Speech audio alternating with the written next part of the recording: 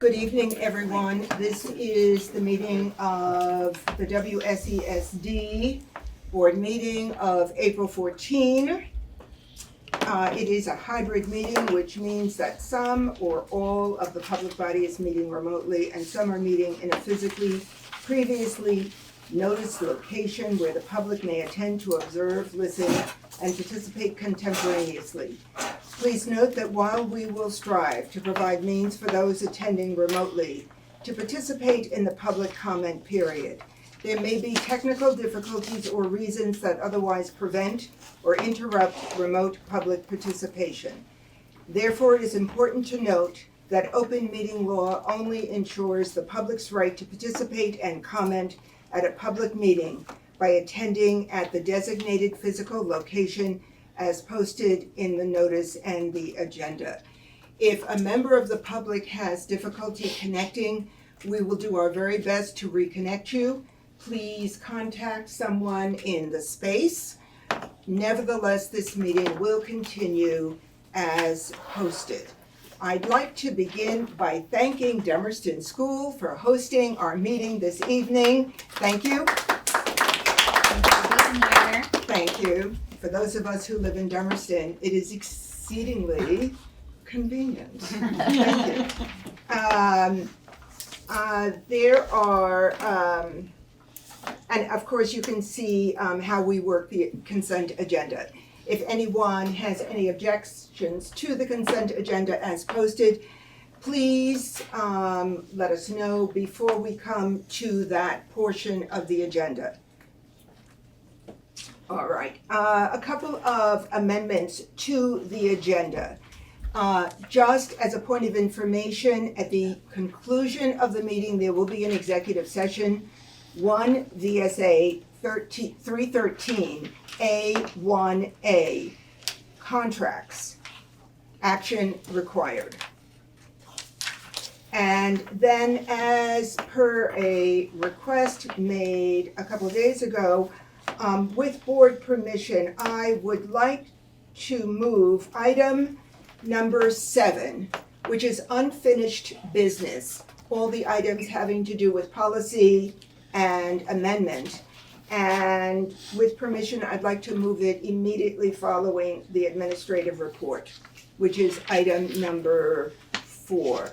I'm looking around the room. I don't see any objections. No objections. Thank you. Are there any other amendments to the agenda as posted?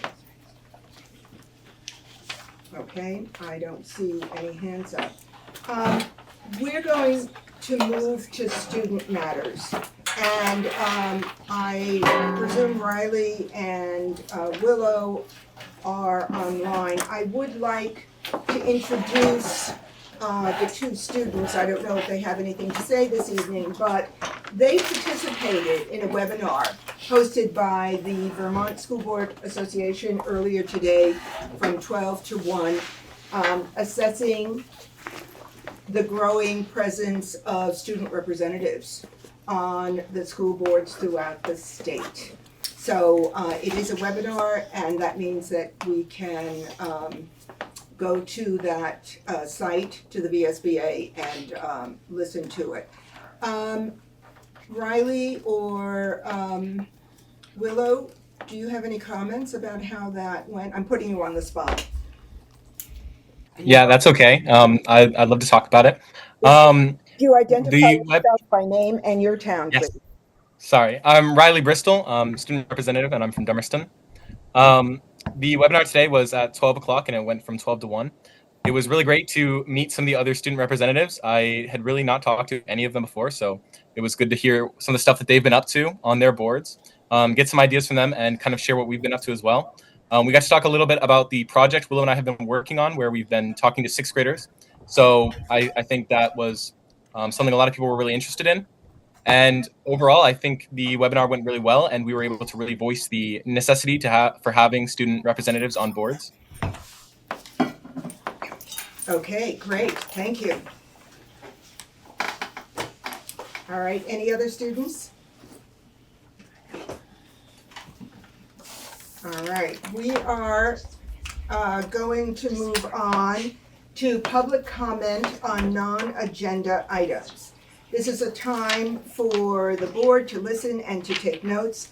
It is not a time for the board to respond to comments or to engage in dialogue with the public.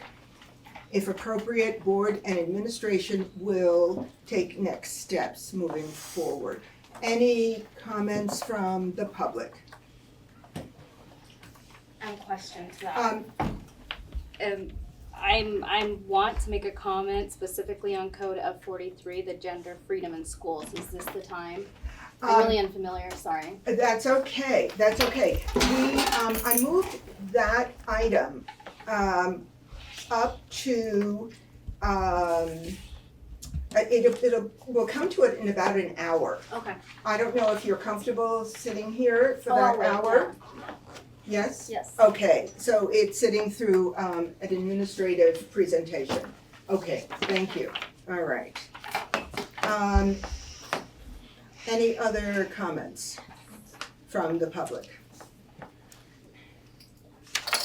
All right. Mark, I think we're up to the administrative report. Okay, so a few announcements before we get into our presentation. But we do have one resignation this evening. John D. Maciel, who works the construction class at WRCC, has resigned. All right, is there a motion to accept John D. Mateo's resignation? So moved with regret. Seconded. Okay, any discussion? All those in favor, please indicate by saying aye. Aye. Any opposed? Any abstentions? All right, moving on.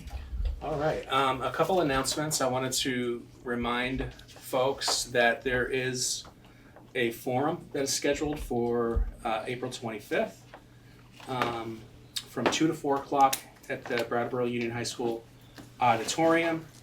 And Deborah and Ann Beekman have invited our local legislators to sit on a panel and discuss their thoughts on Act 73 with our communities. So I have a reminder. I think there's enough for everybody here. Maybe we'll start this way, Keith. But again, that's Saturday the 25th from 2 to 4. There will be a moderator facilitating the meeting. And the topic is on Act 73. So there'll be more information about that as we come to board matters. But what we'd like board members to do is to take a couple of these flyers and put them up around town. I put one up at Brooks Memorial Library and a couple at that mall at Exit 1 on their bulletin board. But we want to spread this information as widely as possible. Okay. All right, I wanted to share as well, last week I invited Mary Kaufman to speak at the Brattleboro Rotary meeting during the lunchtime meeting. And she provided a presentation to the Rotary group around our public pre-K development in Brattleboro, specifically to the work we've done at the Canal Street School to really revitalize that building and that program. And I brought a copy of the handout that Mary handed out at that meeting and spoke to throughout the afternoon. But I don't know if Mary's online. She could feel free to jump in here. But she did just a terrific job presenting the work that we've done over the last 4 years.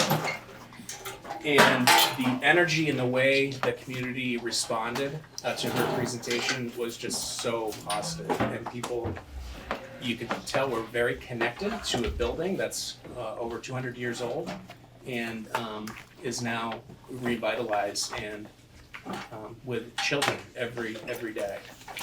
So I just thought she did a great job. I wanted to give her a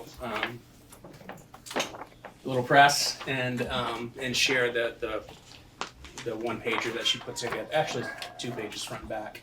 Mary has her hand up, but Mary, you have the ability to unmute yourself. Thanks, Anne. And thanks, Mark. Yeah, I just wanted to say it was a pleasure to present to the Rotary. They were a great group of people to talk to, and we do have openings at Canal Street. So if you have any 3, 4, or 5-year-olds looking for pre-K next year, send them my way. And as always, the offer stands. I'm happy to give a tour of the building. It's a beautiful place.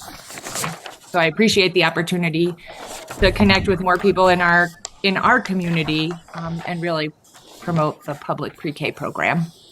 Awesome. Thanks, Mary. Sticking with Mary, and I did share an update at the SU meeting recently around the HVAC work that's being done at the Oak Grove School. So I'll share with this board. There's continuing to be some testing that will be done over the April break. A week or two ago, we had a heavy rainstorm from the morning through the night. And what we found during that day is our HVAC system was set at 100% humidity. So it was really pumping humid air into the building. So we had some folks react negatively to that. We have adjusted it. Every test that we've completed with Hazmat, the fire department, and now BUHS has come back normal. But I did just want to give this board an update that we have folks coming in over the April break to do a whole gamut of tests, and we'll provide the results of that when we have them. Okay, let's see here. I'm sure you heard this morning we started the day with a shelter in place. There was a large law enforcement presence on South Main Street by the Little League baseball field. And there were a number of roads that were shut down. Luckily, by 8:30 in the morning, we could remove the shelter in place. Jeremy Evans, assistant chief, was in touch with me, and we moved on with our day. But it's just another important reminder that we have these things in place, and we did a shelter in place for Oak Grove School, BAMS, BUHS, and WRCC based on how close those campuses are to the situation that was unfolding. So, share that. Before coming to this meeting, I watched the first 2 innings of the boys' baseball game at the at Tenney Field under the new grandstand, which is now in operation, which is really exciting. It was packed full. So I was really nervous actually driving to the game because I didn't want to see an empty grandstand. And it was packed, and there was tons of comments of appreciation. So that's exciting, and now we're good to go for the spring and the rest of the school year to open it up for classroom opportunities, outdoor classrooms. So Hannah will be working with her folks, and I don't see why it wouldn't be open to BAMS as well, and WRCC. But yeah, it's just really nice to see that things been, shut down for over 10 years. So it's good to see it be brought back to life. It'd be great if you could get some photos and put them on social. Yeah, definitely. Were the bathrooms updated as well already, or not yet? No, Okay. that's another stage. Alright. We are gonna, do kind of like a memorial at some point, but literally we got our positive permit at 2:00 today. So it was like right down to the last minute. So There is power and Wi-Fi out there though. there's power and Wi-Fi. Yeah. So,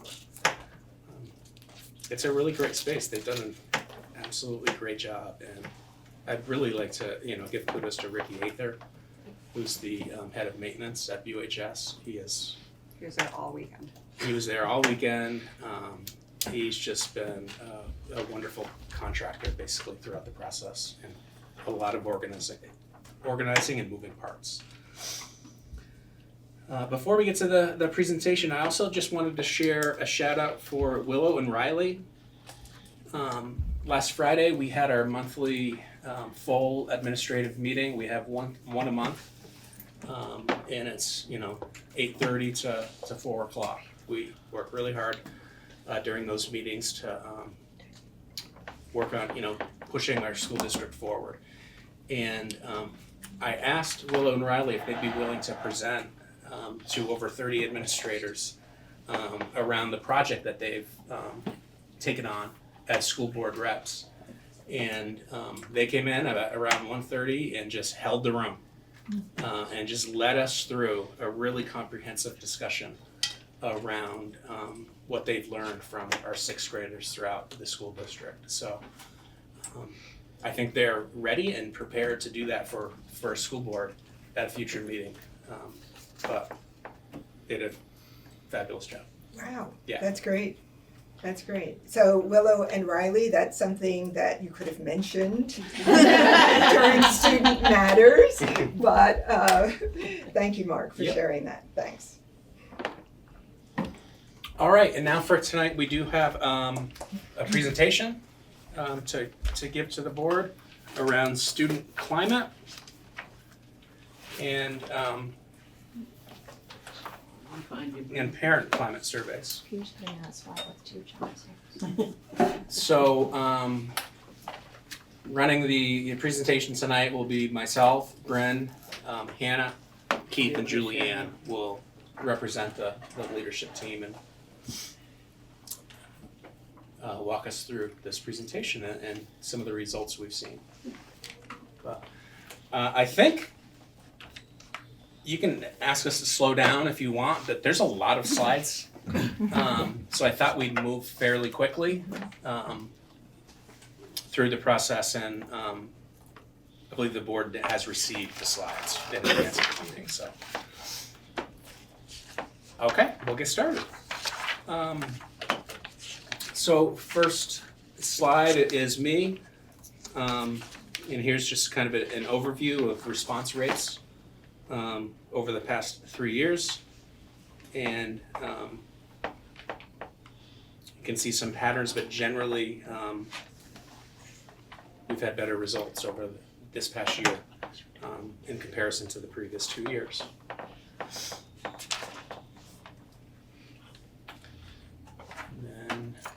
Moving on, I think Julianne is gonna. So when we're looking, as you know, the Panorama survey looks at grades 3 to 5 and then 6 through 12. So a school like Dummerston, we're looking at that age range for 3 to 5, and then we have our 6th to 8th graders who are data we get to look at separately. When you're looking at the 3rd to 5th grade climate survey, you can see on this graph, we're seeing improvement. We're seeing steady improvement. There are 3 sections of the climate survey. There's school climate questions, sense of belonging questions, and custom questions. I thought just, to give people a sense of that, like on the school climate portion, it's questions like, how positive or negative is the mood at your school? How well do students follow the rules of the school? How clean is the building where you go to school? How fair are the rules? So those are the types, that's kind of looking at climate. These things very much overlap in the categories. Sense of belonging. How well do people at your school understand the kind of person you are? How much support do the adults at school give you? How much respect do students at your school show you? How much do you feel like you belong? A lot of questions around like, does the teacher kind of notice you? Like if you walked into your classroom and you felt you looked really sad, like would the teacher stop and notice that? Do you have a trusted adult? So those are some of the questions that show up under sense of belonging. And then we have these custom questions, which are questions that we wanted long-term data on because they're questions that we've been measuring for quite a long time. And so question like, when your teacher asks, how are you? How often do you feel that your teacher really wants to know the answer? I love that question. I am respected by the adults in my school. Kids in my school are kind to each other. So each one, in our CIPs, you'll often notice that we might target one specific area because we're looking at the whole, like, oh gosh, we're seeing a decline in sense of belonging. Say, for example, at Dummerston School, maybe we're going to put like those particular questions, we're really going to watch those questions. The nice thing about this graphic here is looking at that upward trend.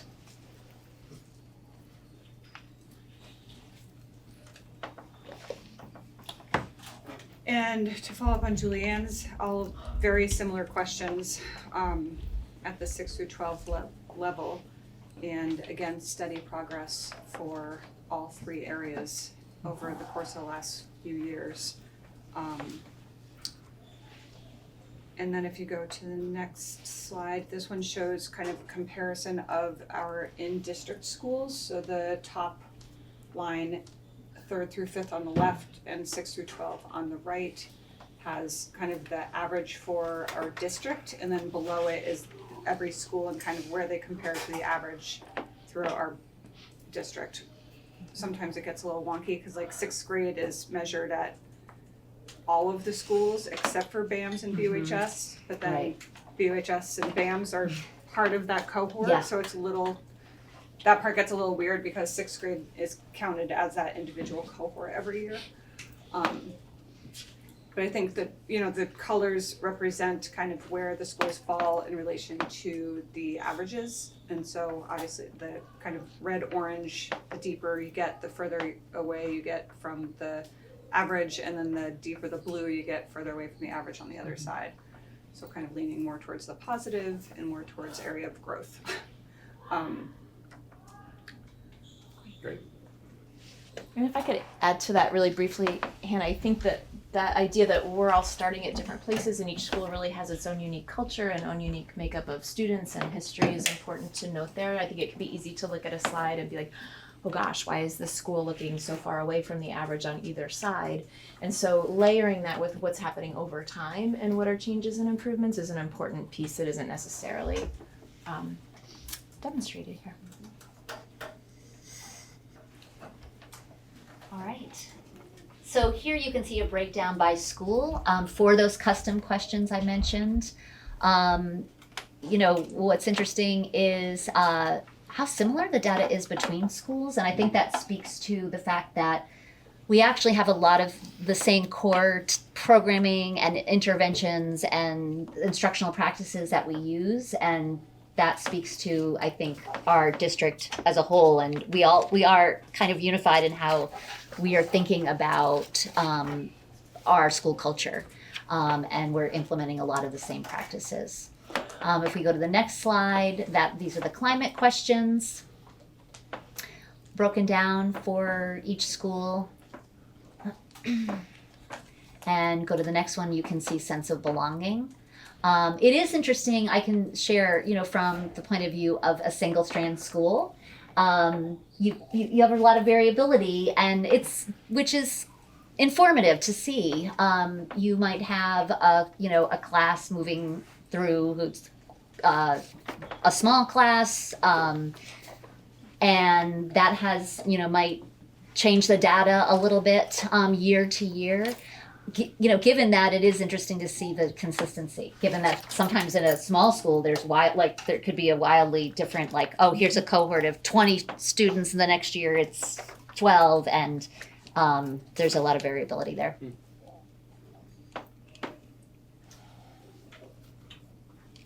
Similar to Julianne, 6 through 12, this is the custom questions and just the schools and how they ranked compared to themselves each year for winter, spring 23-24, spring 25, and this past spring. And then this is the, where are we on this one? Climate, thank you. This is the climate survey school to school, and then sense of belonging. And I did do a shout out to our staff on Friday because our CIP goal was to go above 50%, and we're at 50%, and so I'm Nice. calling it a win. So that felt good.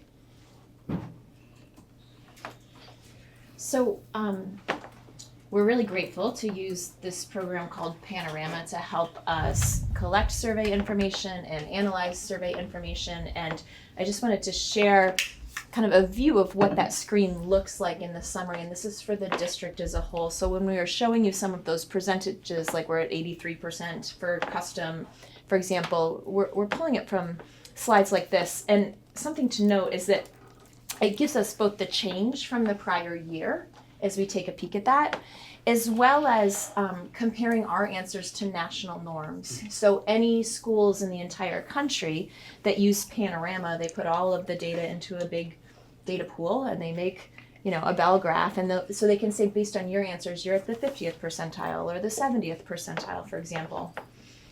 Panorama looks at that two ways, and it's always helpful and interesting to look at the data in both ways. One's not right or wrong, but provides another lens, I think.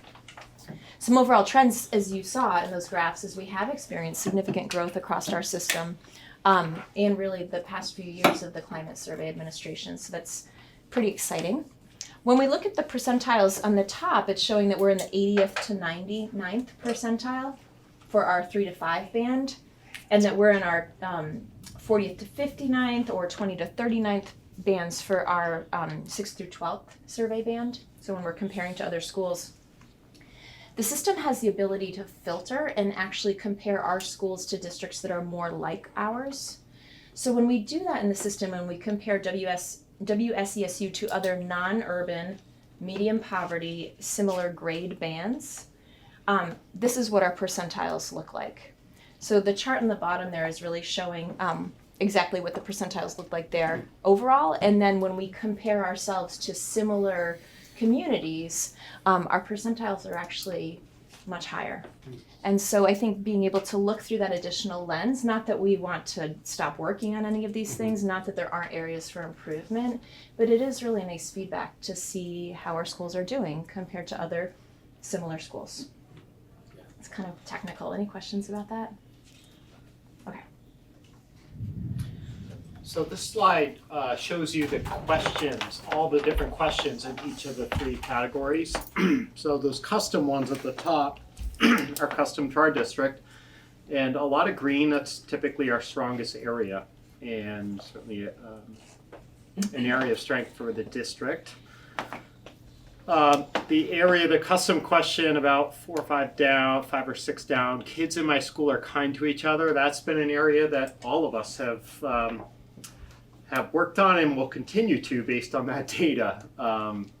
But the way the scale works on that particular question is a little, because kids will write sometimes, which is like kids are kind to each other in school, and when they click sometimes, which often is true, it counts a negative. So those 20 to 40% ranges are potentially a little misleading, but yeah, and so you can look through, again, the bands, the yellows and reds are a little less positive, and the greens are, but in the bottom there you can see that in the 3 years we have made bottom left 72% up to 74% over 3 years.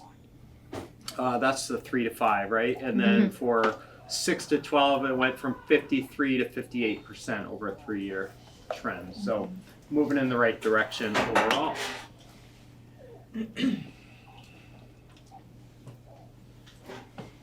So we look at this and we try to analyze and get some support from folks at Panorama and through different working groups within the district of, where did we come out pretty strong and what opportunities do we have for continued growth. And so we talked a little bit about our normed percentiles and how that's pretty good feedback in terms of how many of our schools are doing in comparison to national norms, especially for our grades 3 through 5th, who had at the 90th percentile for climate and sense of belonging. Lots of reports, positive reports about relationships with teachers too. I think you were mentioning some of those questions, Julianne. Between 93 and 97% of our students across the board saying that they feel a connection, their teacher would be concerned if they were upset, like reflecting some genuine care and relationships with teachers. Opportunities persist in terms of especially climate at the 6th through 12th grade band, increasing that because we are at the 40th percentile nationally, as well as sense of belonging, and really highlighting peer-to-peer needs within that survey. And Keith mentioned the kindness question. That's one that's coming up, and it's also we're really reviewing that, and we had extensive conversations with Panorama this year to really talk about that sometimes category. Many schools have opted to include that as a positive result versus a negative result. We chose to not do that this year because it then does not give us apples to apples information. It might look like we went from, 56% to suddenly 75%, and that might not be as actionable or help us see what happened really. But we are looking at some of those to identify where we can kind of put a line in the sand and think about optimizing the survey for future years to be more actionable with some of those pieces of data. Now, in terms of that, sometimes, are you able to flip a switch to see, the results as a negative and then also see the results as a positive? Yeah, so I think, Julian, you were holding up the little packet. Every user of the system is able to see a question by question analysis, and it shows the percentage of students who strongly agreed or always or sometimes or rarely. And in that case, with that question, the number of students who said rarely or never was really quite small. But yeah, and you can toggle on with the system. Actually next year we'd like to include this here, but I think that takes wider discussion and also conversation about how do we want to use these results moving forward. I think any data is it's data for us, right? It's not oh my gosh, we did great or we did terrible. It's information for us over time to give feedback on our systems and to help us identify what's next. So it's not you get slapped on the wrist because you were at this percentage, or maybe we do, I don't know. But I think it's having it be apples to apples helps us be more objective in the way that we're looking at it. That's a good question. So we are also able to disaggregate our results based on identifiable information. It's protected within the system, but it will report back to us in an aggregated way. And I know that this is small on the screen. What you're seeing here on the left is the disaggregated results for our 3 through 5th survey, and on the right is the disaggregated results for 6 through 12. And really visually, it's similar to what Hannah described on the school slide. We're looking at what was the deviation from average from all.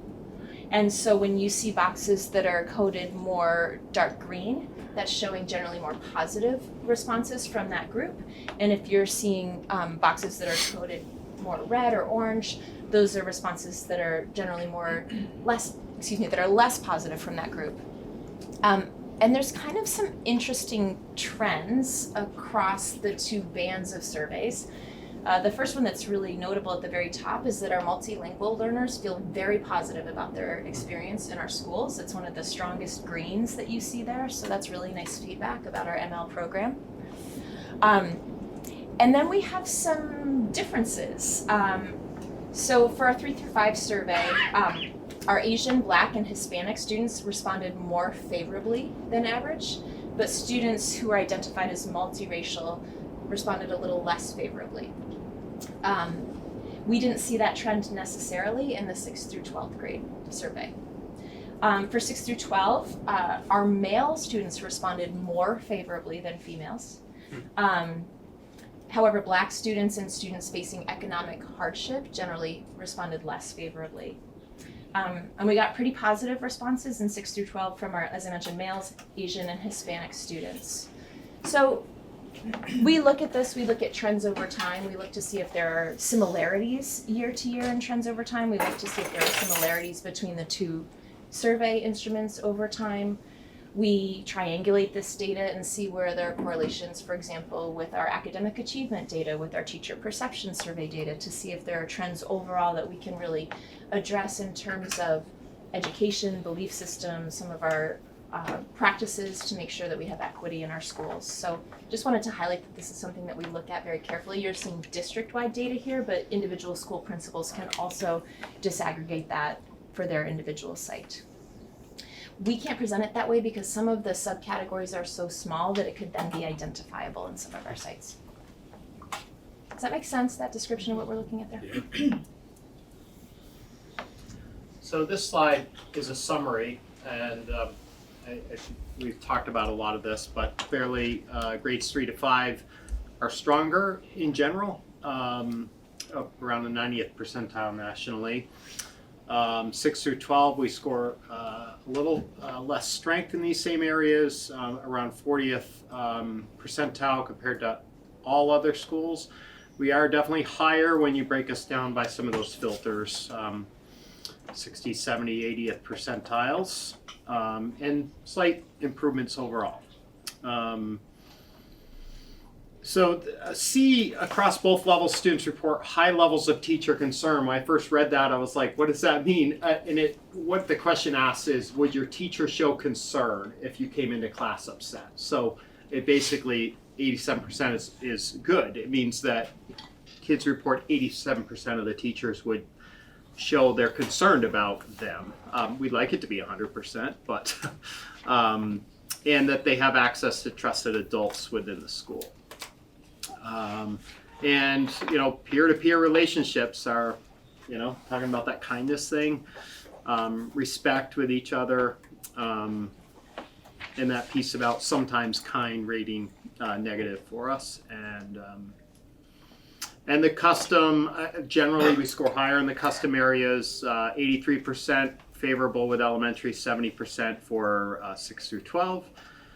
And I think there's generally been increases in those areas as well over time.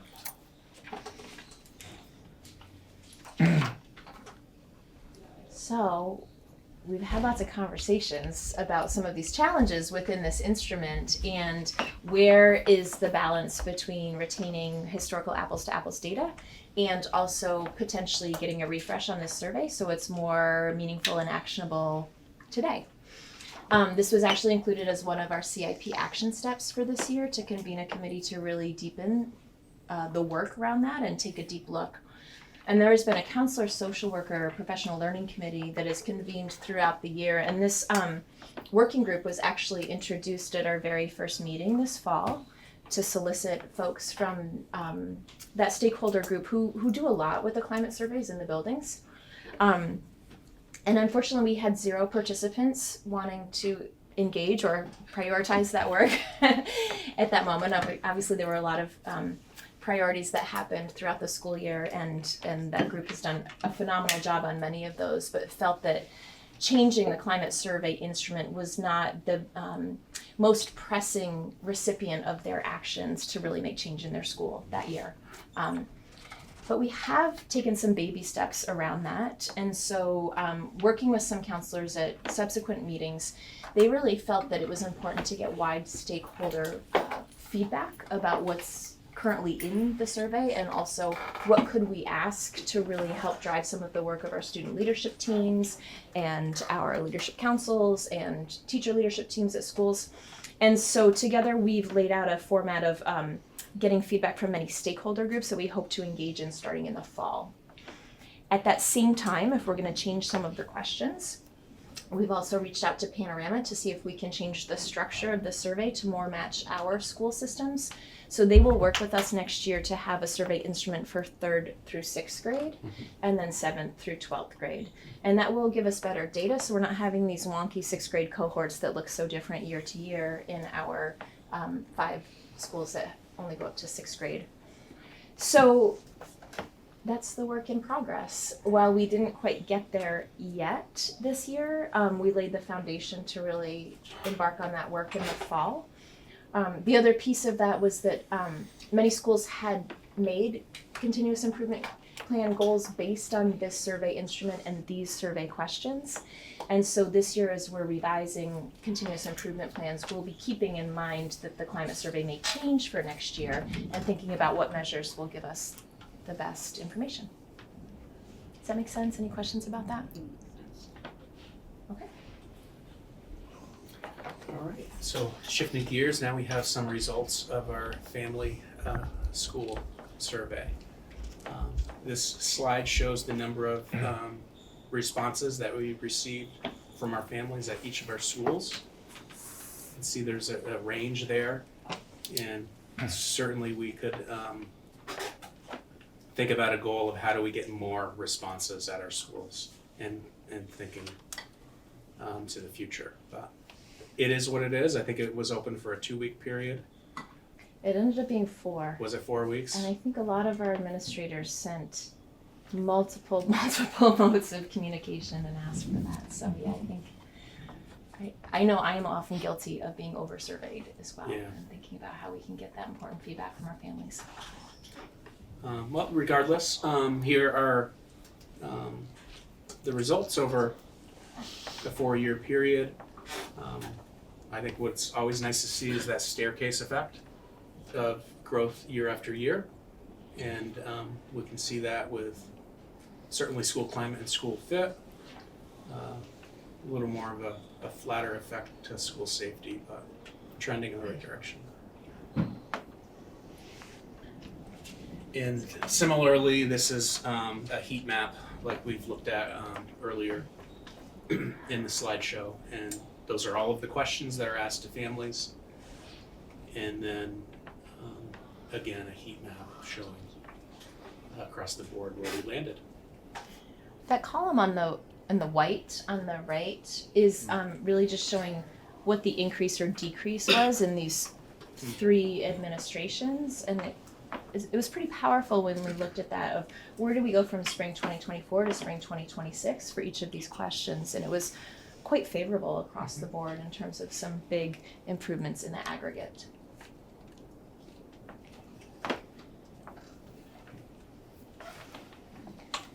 So we can also disaggregate the family survey. More here by grade level, and these categories are self-selected by families. We don't import a roster with demographic information about each potential respondent. So if families choose to indicate what grade their student is in or demographic information, that is then captured. And so in general, some trends here is, and as we saw with the student climate survey as well, more favorable results with our younger students. And then a distance from that with some of our older learners. And in terms of racial groups, we had pretty favorable results with Hispanic, Latino, 2 or more races or ethnicities or other, and less favorable results with our Black or African American group that responded to this survey. It is important to note, you'll see those numbers right there. That's only representing 9 respondents or 11 respondents or 6 respondents. So when we're dealing with very small sample sizes, we just want to take that into account.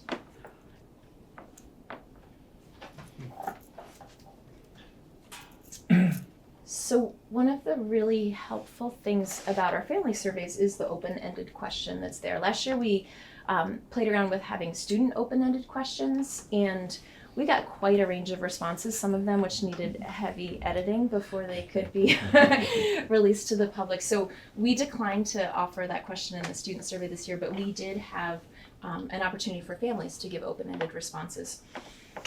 On the brown box at the top, these were the main categories of responses when we took a look at them in a detailed way to say generally what were these responses about. And so what you'll see here, for example, student support and belonging, 34 unique comments were related to that general category. So about 28% of the total amount of comments were related to that category, if that makes sense. And if there was a long paragraph, we broke them out by the unique categories that were within that. So we've been talking at you for a while, and we were hoping to potentially get your support in doing like a 6-minute discussion and activity around some of these top categories. Does that feel okay to folks? Okay. So we're going to look at these 5 main categories at the top here, which are bulleted lists, and I'm going to give each group, we'll count off by 5. You'll get a list of a summary of the main comments that were in that. It might not be all 34 comments, but where we were able to summarize or combine. It's a kind of a cliff notes of the comments that were in that section. Your task is going to be to read them over independently and star a couple that you really feel like might be a problem or an issue that we want to investigate within our school system. You'll then share out with your group which ones rose to the top and see if there's a comment that you all feel comfortable discussing. Are we okay so far? So I'm going to read over my numbers. I'm going to choose 1 or 2 that really feel pressing to me. We'll have a quick discussion about which ones we want to talk about. I'm going to advance here for a minute. We're going to do a fishbone diagram, which is something that many of our teams and leadership councils and leadership teams use when we have issues in schools and we want to figure out, well, what might we be able to do to really change these or really affect these? And sometimes we get it right and sometimes we might not. You'll have a copy of this in the back of your notes. And so when your group decides on the problem, you're going to note it first as like the head of the fish. Ideally, you'll all have the same one and can discuss, and one person can be the note taker for your group. But if you are a person who likes to take notes or you want to investigate another problem, you're certainly welcome to do that independently. After you identify the problem number one, you might want to brainstorm as a group what might be 4 different potential causes of that problem. We don't know if that's the root cause, but let's brainstorm together what might be 4 causes. And then we'll go a little deeper. For this potential cause, why might that be happening? So for example, if I've used this with you before, Deborah, if I'm having a problem getting out of the house on time in the morning and getting myself to school, one of the problems might be that I don't have my stuff ready. And another problem might be that I'm exhausted. And so if I don't have my stuff ready, why don't I have my stuff ready? Oh gosh, maybe it's because I'm too tired at night to get it together, or I'm not organized enough, whatever they may be. When we're looking at this for a whole school system, we are obviously taking some guesses. We may not know, but I think it's a really wonderful opportunity to have many stakeholders in the room to give perspectives on what some of these potential root causes might be that relate to some of these. So, you get to help us look at some potential root causes of what's happening and inform our continuous improvement plan, and also dig in a little bit. So we're going to count off by 5s. You'll read the questions, you'll talk with your group, choose a problem, identify some potential causes, and maybe get to some root causes, and we'll do a quick share out, okay? There are 5 groups, so remember your number, and we'd love to have everyone involved if you all are willing to do that. If you don't want to do it, you can just say pass, and we'll go to the next person with their number, okay? Will you be 1? 1, 2, 3, 4, 5. One. Sorry, I didn't know we were included. 1, 3. 4. Pass. 5. 1, 2, 3. 4. 5. 1, 2, 3. 4, 5. Perfect. Okay, now don't move yet. So we have to figure out where we're going. Can we put, Shannon, because you're here, can we put 3s in the reading nook? Yes.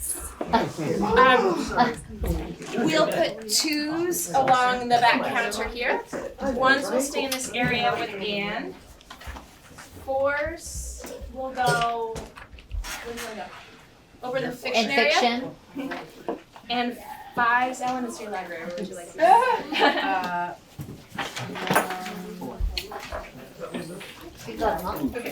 Round the table, not the house. We got 1s, 2s, 3s, 4s, and 5s. And we're gonna have about 6 minutes with a 1-minute warning at the end. and we can go this way. Hi, how are you? You guys hands together? There you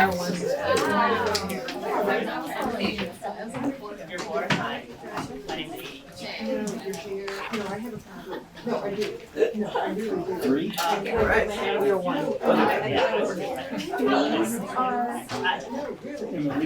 In the reading, do I want to share for the reading? Probably.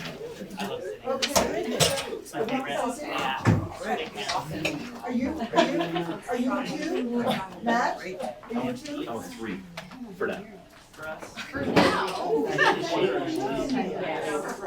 Okay, so we're supposed to do this.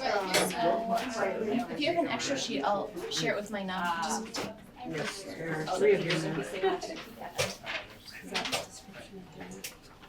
There's an extra sheet if you want. Wow, this is what's on there. Reports of boredom. What category is that one? That one looks cool to do, doesn't it? Oh, you I know. That's the overall.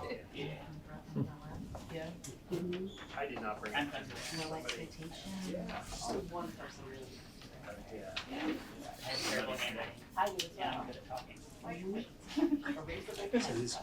Two items you want to investigate. I know, it's just weird. So you are And they said teachers on the bottom as one of the. She wants to pick 2 of these from the folder. Yeah. Some of these I thought you said we went to the We're the only group that ended up board members only, huh? Yeah. We're fancy that way. Well, this is wow.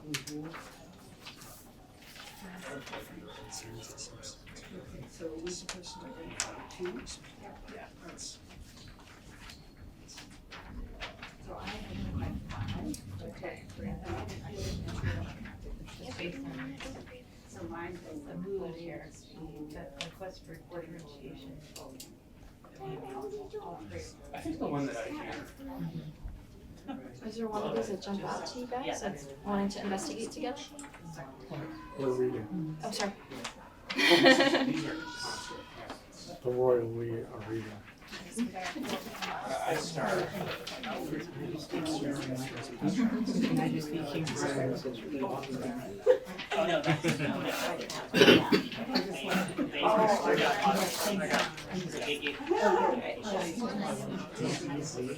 What are the two that need each other? To me, the one that jumps out is the need for more social emotional learning, empathy building, community training activities. I feel like Oh yeah, look at you. so many of these Thank you. are Nicole Curta. a result of And here you are, right? insufficient, Thank you. potentially insufficient, particularly empathy building. Yep. I'm also concerned about the foundation skills. And as long as the empathy building, community building includes adults, it actually covers some of the relationships with counselors, concerns about nepotism, favoritism. Yeah, and I mean, I agree that. If you're in a circle and you're able to somehow surface that, you know, these kids are getting a better deal than me, that's important. Even though this is the parent survey, it echoes what we saw in the student survey in terms of more challenge with peer-to-peer relationships. Yes. Circle around just in front of They know what each of us here, right? Such requests for such as research but first, Yeah, how, like, maybe we could, I mean, the circle's advisory improvements really speaking to this. Yeah. Or that community building with respect to different circles, different HM groups. What, So we feel okay what are the exploring the problem is need for more SEL empathy and community building. Oh, nice, So just one thing about that is that these are comments from the parents. So this is putting onus on as opposed to. So I wonder if that's something you should be aware of. He really has agency to do something about that. So now we are identifying. I'm not sure I understand. If parents are saying there's a need for more social emotional learning, Right, so they're saying that their children need more, not that their teachers need more. right? But a lot of these things are also a burden or a responsibility of teachers and staff. Right. So I just want to highlight that we're making that distinction, the need for more student support and belonging. We're centering on the kids themselves as opposed to teachers. Not saying one, you don't do that, but you don't want to leave the teachers out either. Yeah, and I would say any community building activity worth its salt should include the adults. I think like, Or, you know, empathy building. Yeah, we would have to make sure that we're not just talking about the kids. And I wonder if that's maybe a potential, we don't know, but potential cost, like, are our activities at all ages. involving not No. just students and adults, if there's maybe activities, right? Is that correct? That's where I'm just going to go. I mean, Somebody might not know that. and why aren't you adults? Maybe they need some social emotional Empathy learning. training. But if you're not sort of Yeah. aware of Yeah. that. Right, kind of like putting that view of, oh, when they're young, sort of. So maybe the problem is need for more SEL community building, empathy building for all.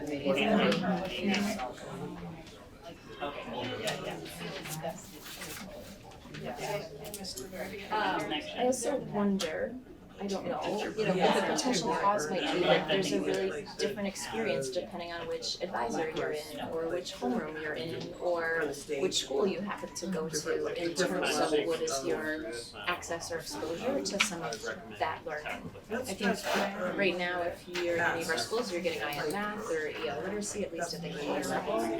But we don't have as unified an approach to some of our SEL instruction yet.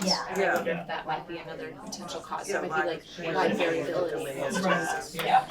Go on. And possibly, As a potential cause, I'm a little reluctant to raise it, but I still do wonder the degree to which the isolation of COVID has led to ongoing issues with empathy, community, social, emotional.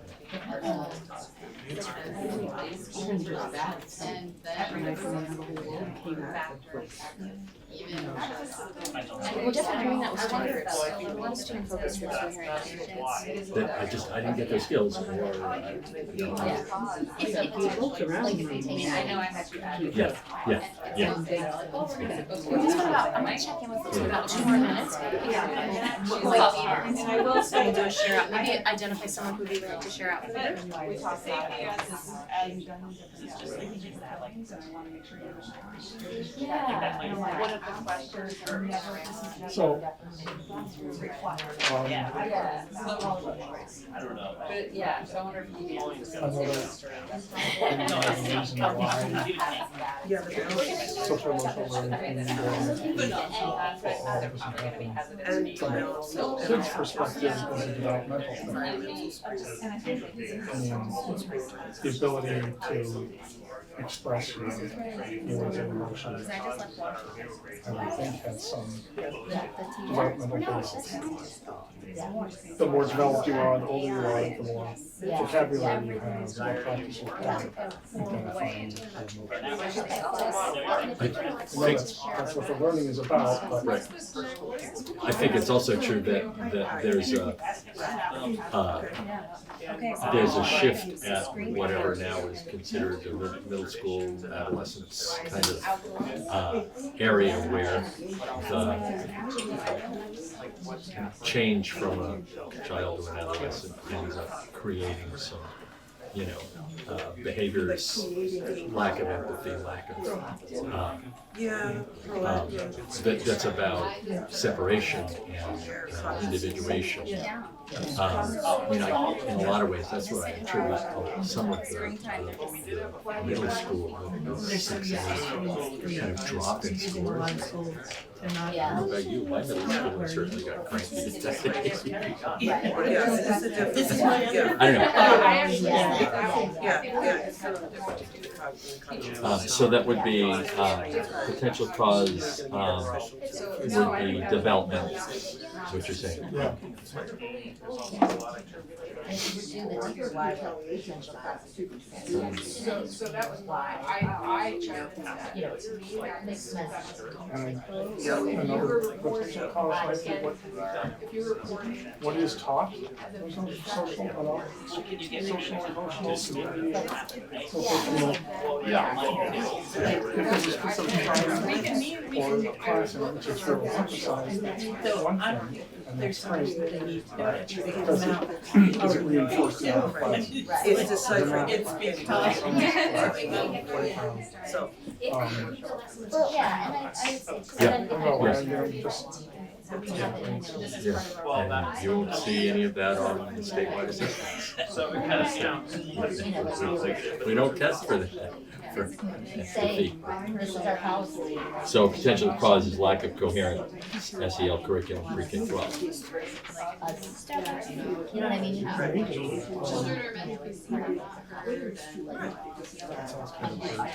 Well, but I mean, that was Ben's point. We've got a very strong illustrative mathematics curriculum that takes kids right up to high school. is at least K-8, do we have that? Do we have, a literacy framework that takes kids all over? Do we have that for SEL? Maybe, not in quite the same way, not enforced in quite the same way. It means taking some time away from core academics, maybe. But if it's important enough, we need to take that. I mean, I think about this stuff with developmental design. And I think you'll see her scores are on development scores. And I think it's because there's at least a school-wide project. We should get her to talk about it sometime.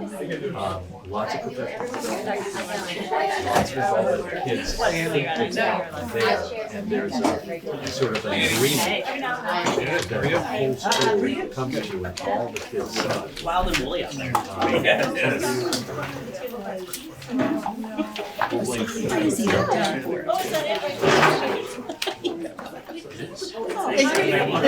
So curious. Thank you. Take it. It's not mine. These are nice pens. Oops, sorry. They're all in your bag. I see a little picture. Hey Matt, did anybody ask you about being the band's rep for? I heard. You might have to, I don't know, rock, paper, scissors, Mary for me, but I'm open to it. Oh, you're already on. Yeah, no, I'm gonna make it back to the band. That's what I need to. I've been remiss. It's not fair to be the designated person for two. All right, so group 2 is filtering back, and it would be great to hear some highlights from each group. I will scan through the slides, so if people are watching from home and you didn't get to read the list, here's like a extra Cliff Notes version of that. So we'll start with student support and belonging. Whoever had that group, would you share some of the issues and potential whys? Shall I do it? The one we identified as sort of hitting on many of the others in the list was a need for more social emotional learning, community building, empathy building. And we kind of modified it a little bit in order to include some of the other bullets by saying for all. Not only for students, but for the whole staff. So a community building activity that only is about students probably isn't the way we want to go. So building a whole school community is kind of the approach. Some of the potential causes, we did say it seems like we are still seeing, I think particularly, and that's sort of the long-term piece, the effects of COVID in the sense of lack of opportunities for great socialization right at some really critical developmental phases that we're still seeing play out over time. Another possible cause, lack of coherent, of a fully implemented SEL curriculum across the grades. And in some cases, maybe it's developmental, that there are periods and times in the arc of students' growth that they're really not able to show the kind of empathy that we want to show. Group 2, do we have someone to share from group 2? Yes. Ruby's gonna share. So we had bullying and behavior, and the problem that we identified was there were a number of items in the category that had to do with the overarching umbrella category of bullying, but our particular problem was around the reporting of bullying. Some of the potential causes were fear of retaliation, which the why of that was that students could be afraid of being labeled a troublemaker and cause them to kind of move away from reporting. Another potential cause had to do with how students are seen in their peer group. The why there is because the peer-to-peer relationship is so important to our kids, and that could have an impact on that problem. Another potential cause that we had was the concern that nothing will be done. We did identify, although we kind of ran out of time at this point, but we identified that we see that students and families at least perceive that they're not hearing outcomes and that could cause them to not go through their reporting process. Another potential cause was around clarity in the system as far as the process for reporting, and that there may be a need for clearer communications around our systems for reporting. And then the last, we had one extra potential cause, which was consistency around the restorative practices in our schools. And the thought there was that the why to that was that restorative systems differ from school to school. And so the reporting of bullying might not be consistent in the district. Group 3 was in the book nook. Yep, I'm a teacher at Brattleboro Union High School, just by myself. We had Matt with us, Mark, and Shannon in our group. Shannon took notes. We had the one we checked off, we kind of came to agreement on, was frustration with restorative or gentle approaches perceived as ineffective, so it's kind of tying into what Ruby's talking about. And the causes of that we listed were kind of punitive and were kind of restorative, so it muddies the water a little bit possibly for parents. Caregivers having not experienced restorative practice in their own schooling behavior or lives. Teacher buy-in is not consistent, people haven't been properly trained or fully trained. And we live in a crime and punishment society with a focus on punitive justice. And some whys behind that were limited PD opportunities to this point, cultural and historical reasons for the way America is organized up to this point, and then not well explained to families, and shifts in terms of power and autonomy with kids and adults. So there's some thought that children now, which is maybe a good thing, but they have more, a little bit more autonomy and agency in schools in ways that they didn't when a lot of us were growing up. Thank you. Sorry. The next group was communication and transparency. Yeah, so that was our group, which we had Colleen and who else was on? 80 over there, and Nikki.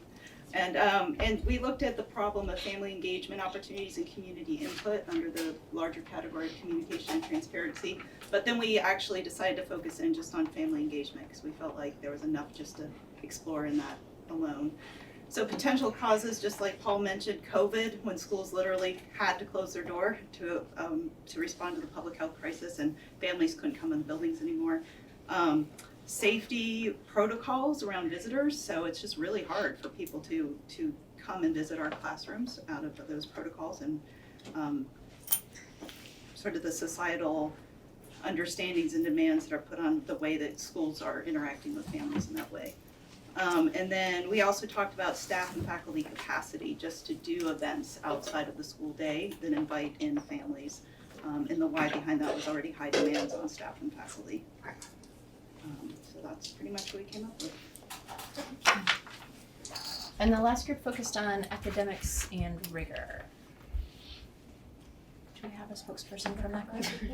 Me? Oh, do it. So we did lack of rigor, and our potential causes were screen time, skill level differences, low expectations, teacher burnout or lack of approach, and variety.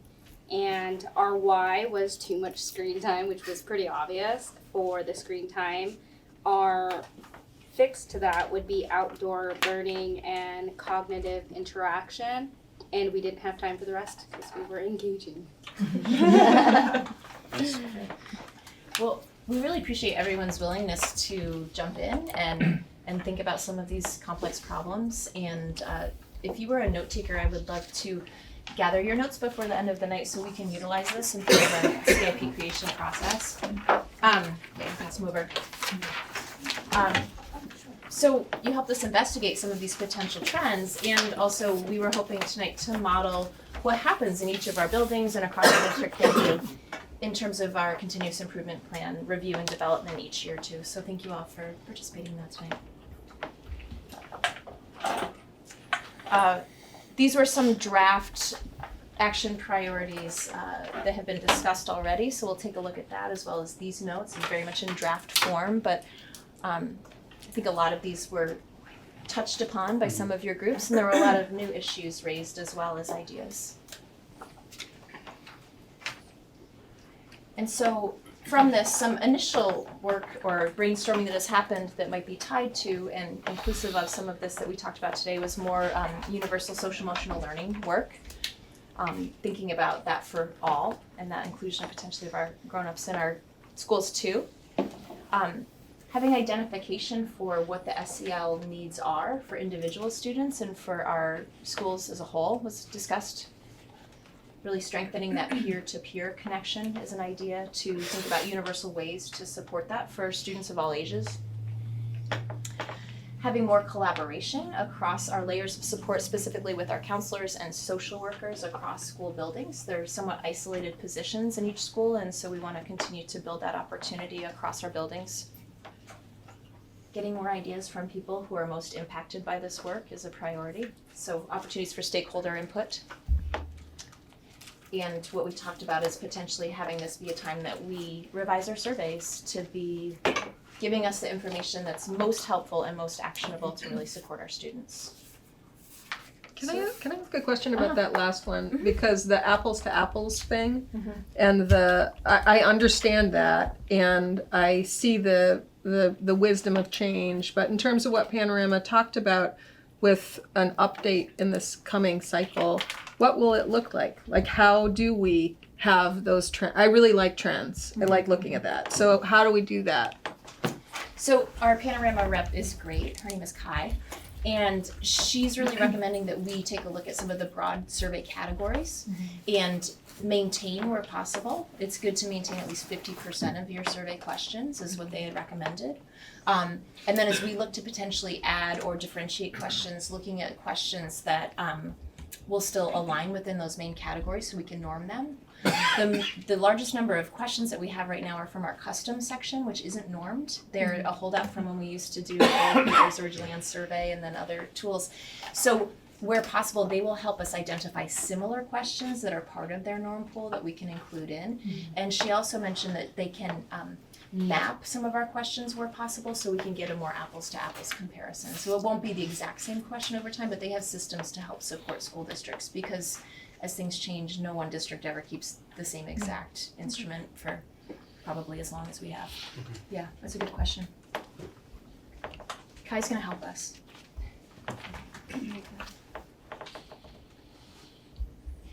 So I think building on this, we also wanted to highlight some climate work that is currently happening at some of our school sites. Yeah, I'll just say a couple of things. There's a lot of information if you go to the next slide that I know the board has these slides and these slides will be posted, and so there's a lot of information you can take a look at to dig in. But in a lot of our schools, as the board knows, we have attendance CIP goals. That was just across the board again after COVID and recovering from COVID, both in our district, statewide, nationally, we have seen a decline in attendance. And so we were really working on let's prioritize that and let's really create some change ideas that we can implement this year to really improve that. If you go to the next slide,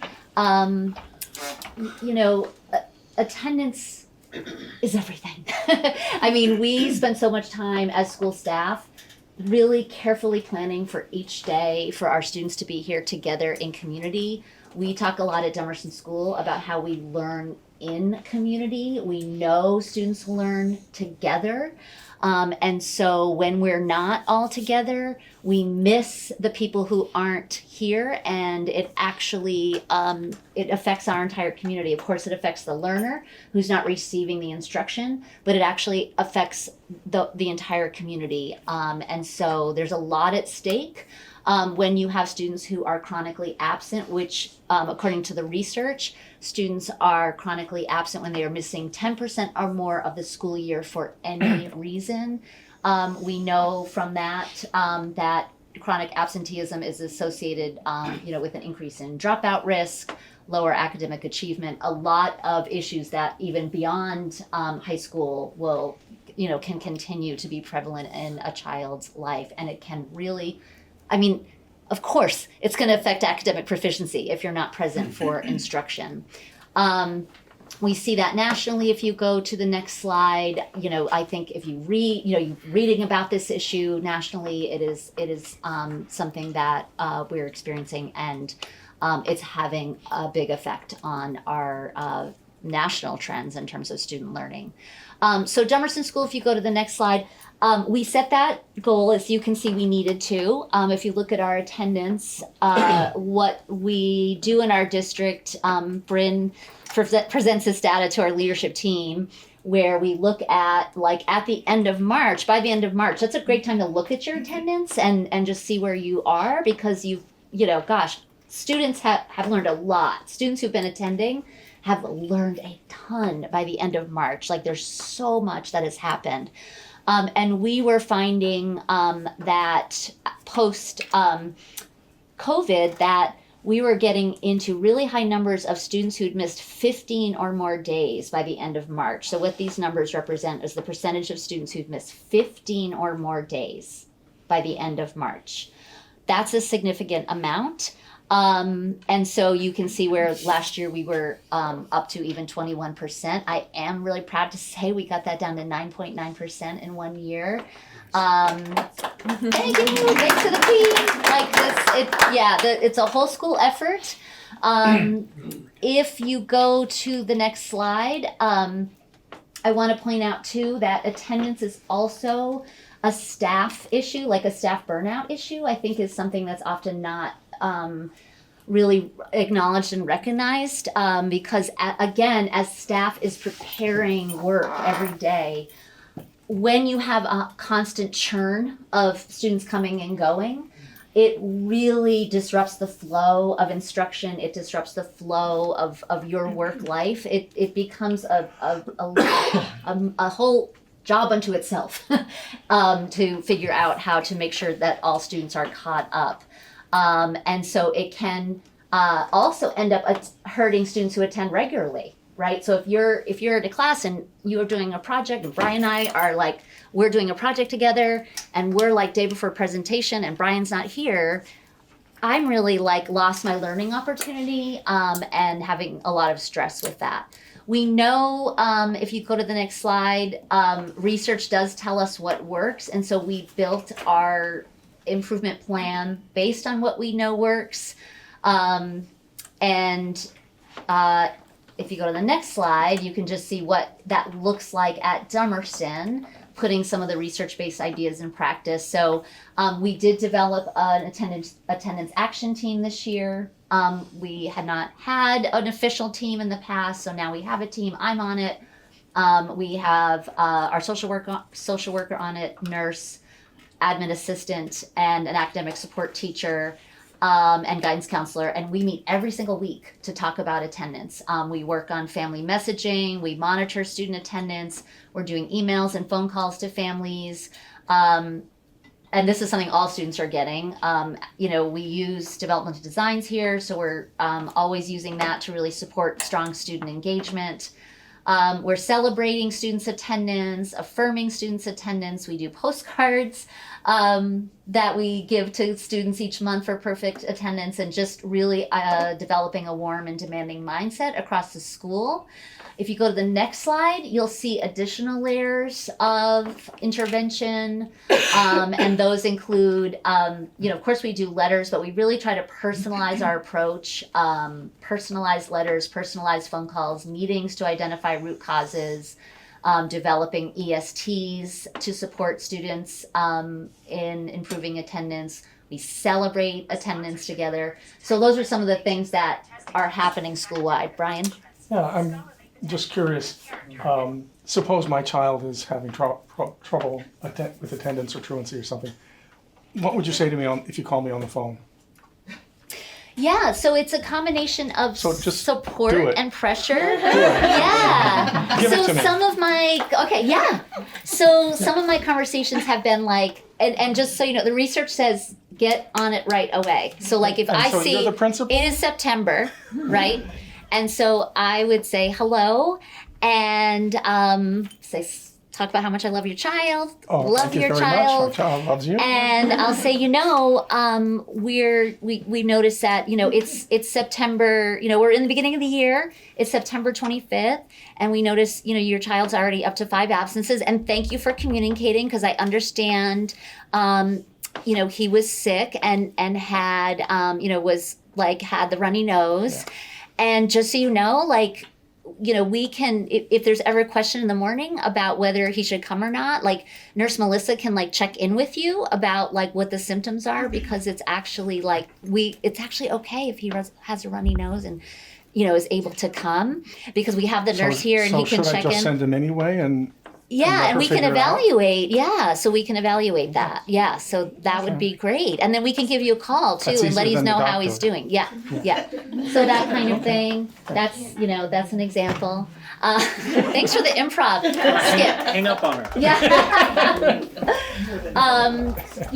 Sometimes it's it's a combination of support and pressure, because sometimes there is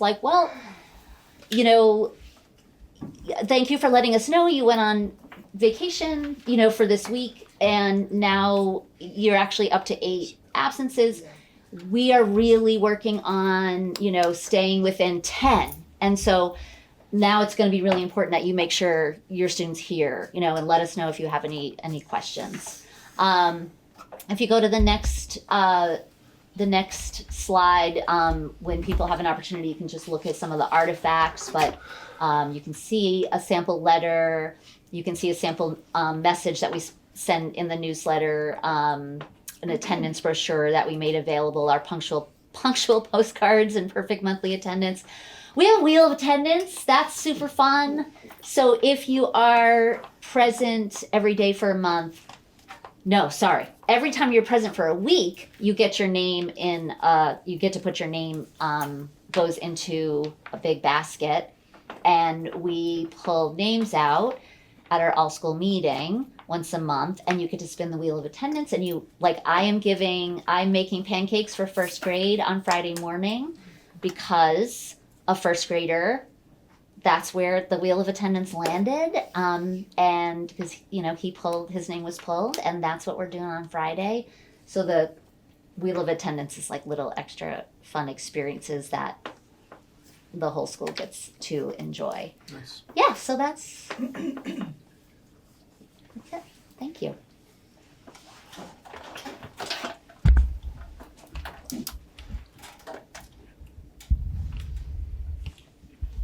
All right, there's nothing on this slide, but I think, but just quickly, the thing that I wanted to mention about sense of belonging at BUHS is that we 2 years ago switched our advisory system so that students were choosing areas of interest, and so they're kind of grouped together because they were interested in art or reading or community service projects or athletics, or I'm missing a bunch, but I think what we've found is that worked really well for a certain group who had bigger clusters, and then there was a bunch of advisors that were just kind of still grouped together. And so the focus we're doing this next year is more intentionally relationship mapping students. So students that are coming from 8th grade to 9th grade this year are going to be partnered with, they're going to list 3 people, and it's going to be 1 adult in the school that they feel connected to because they happen to know them through whatever it is. 1 upperclassman student who they feel connected to, and 1 peer they feel connected to. And over this summer, every incoming 9th grader will be partnered with 1 of those 3 people, so that everyone has a touching point for coming into BUHS and getting started in a smaller community that they feel a connection to before even walking through the door. And so I think just, sense of belonging, for people, I can't remember the name of the movie, but it's like the Yes movie where the family just says yes all the time. Yes Day. Yes Day. I think we try being a yes school a lot with students, where they have an idea and they bring it to us. It's like, how can we make this work for you? Because that is their sense of belonging at times. And so just making those connections for students, I think, is critical. And that's at the middle school level, not just BAMS? That's just BUHS. That was the wrong slide. That was the wrong slide, okay. That was just me. Yeah, so Now it's at BAMS.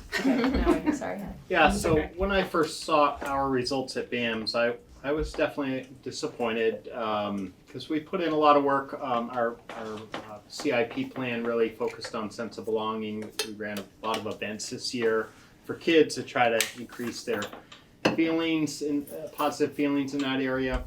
But our results have been flat, and they're we're not seeing that movement over time. We haven't moved the needle, and so that's not acceptable for me as a leader, and I know not for our students and for our staff. So, we're not it's compared to the elementary schools. They're showing stronger results in these areas. So to me, it's an area we can definitely improve upon, and we've tried other things, and they're not working as well as we hope. So. We're going back to the drawing board a little bit.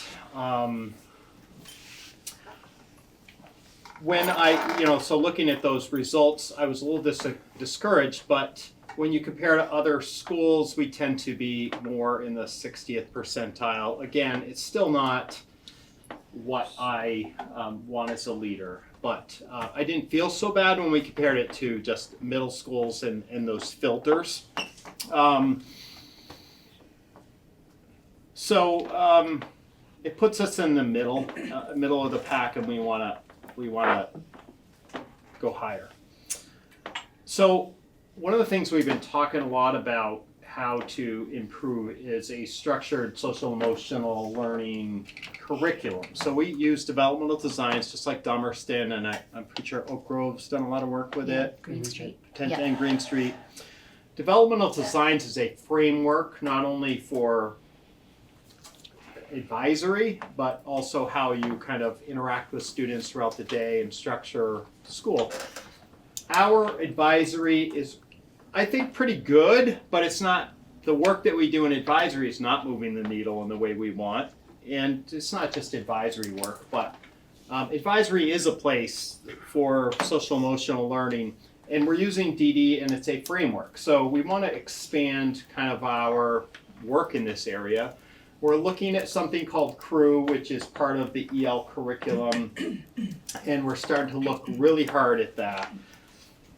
It is a significant, in some ways a significant change, but it really blends well with developmental designs. But it's also something in working with teachers already, I can't just dump this on top down and say we're doing this. We run 28 different advisories of 10 to 12 kids. And so I'm building a team. I've built a team. I've put together a team of representative teachers, and we are looking at how to, so on the right there, it says we form an exploratory team. We're going to review curriculum options. We're going to explore CREW. And I got some people are excited. We're going to visit Putney Central School. I just came up the other day and visited myself just to kind of get a sense of what's going on. And Aaron Walsh is our assistant principal, new assistant. He came from PCS, and he was one of the initial innovators, I believe, at Putney implementing CREW. So he's kind of an expert in it. And so that's a real bonus for us. And so the next we're going to start looking at Springfield Renaissance School down in Springfield, Mass. is part of the EL. They're featured a lot in the EL curriculum. And I'm also going with a couple of other folks in the district up to King Middle School and Casco Bay High School up in Portland right after the break.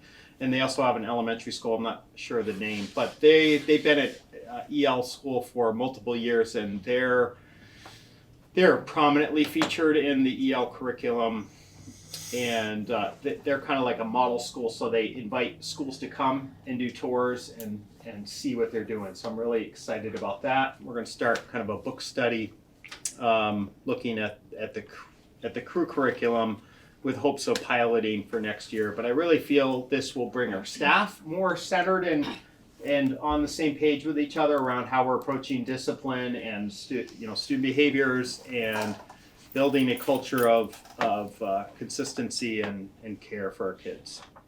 So That's great. that's an update. Will the crew structure that you might envision, you have houses or Teams, yeah. teams. Yeah. Will it adjust that, how that's structured, or is it within the existing teams that are there, or is that unknown? I mean, initially I would say it would be within the existing teams. It's a good question. And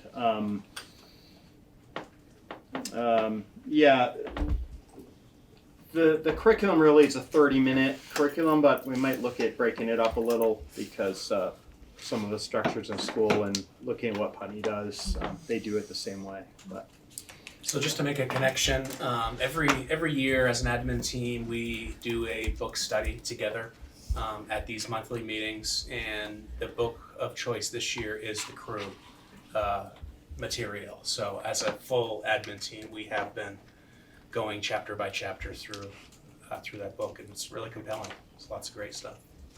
So I have a question, Keith. On every middle school that you're looking at, are they also a 2-year component, meaning 7th and 8th grade only? well, we're looking at Putney, that's 6 through 8. Well, yeah, but see, I guess what I'm getting at is Putney's a little different. Yeah, it is. Because by the time they get to 6th grade, they've been through kindergarten, you know, there's been a progression. Yeah. In your particular situation, you're a standalone, 2-year, Yeah. and with a revolving door that's fast. Yeah. So that the building blocks that I see that might take place in another setting, your institution doesn't have the benefit of those building blocks. So by the time they get to 6th grade, you can't really capitalize on all the work that's been done in the prior grades.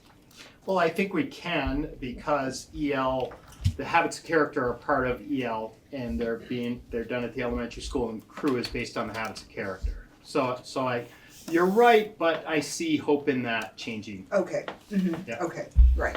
Mm-hmm. Keith, I've got a question. Sure. I thought I was hearing at least three different programs, if you will, EL, crew, and DD as sort of potential sources for the SEL work that you want to do.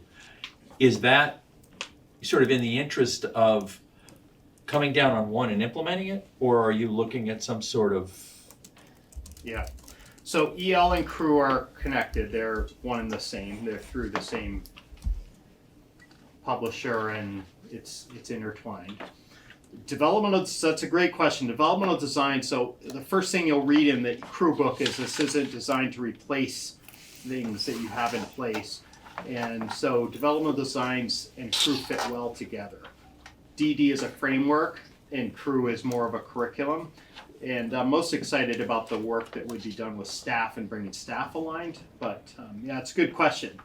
And I guess a follow-up is there a sort of a drop dead where you're going to make that call and dive in? Well, I'm creating a timeline with but I'm working with teachers, and it's really important to get teachers to a baseline group of folks who are really invested and want to pilot this and expand. I don't want it to be top down and will fail, so we're going to do book group reading and hopefully pilot something next year in part of at least. So hopefully looking for a pilot for next year. Yep. Okay.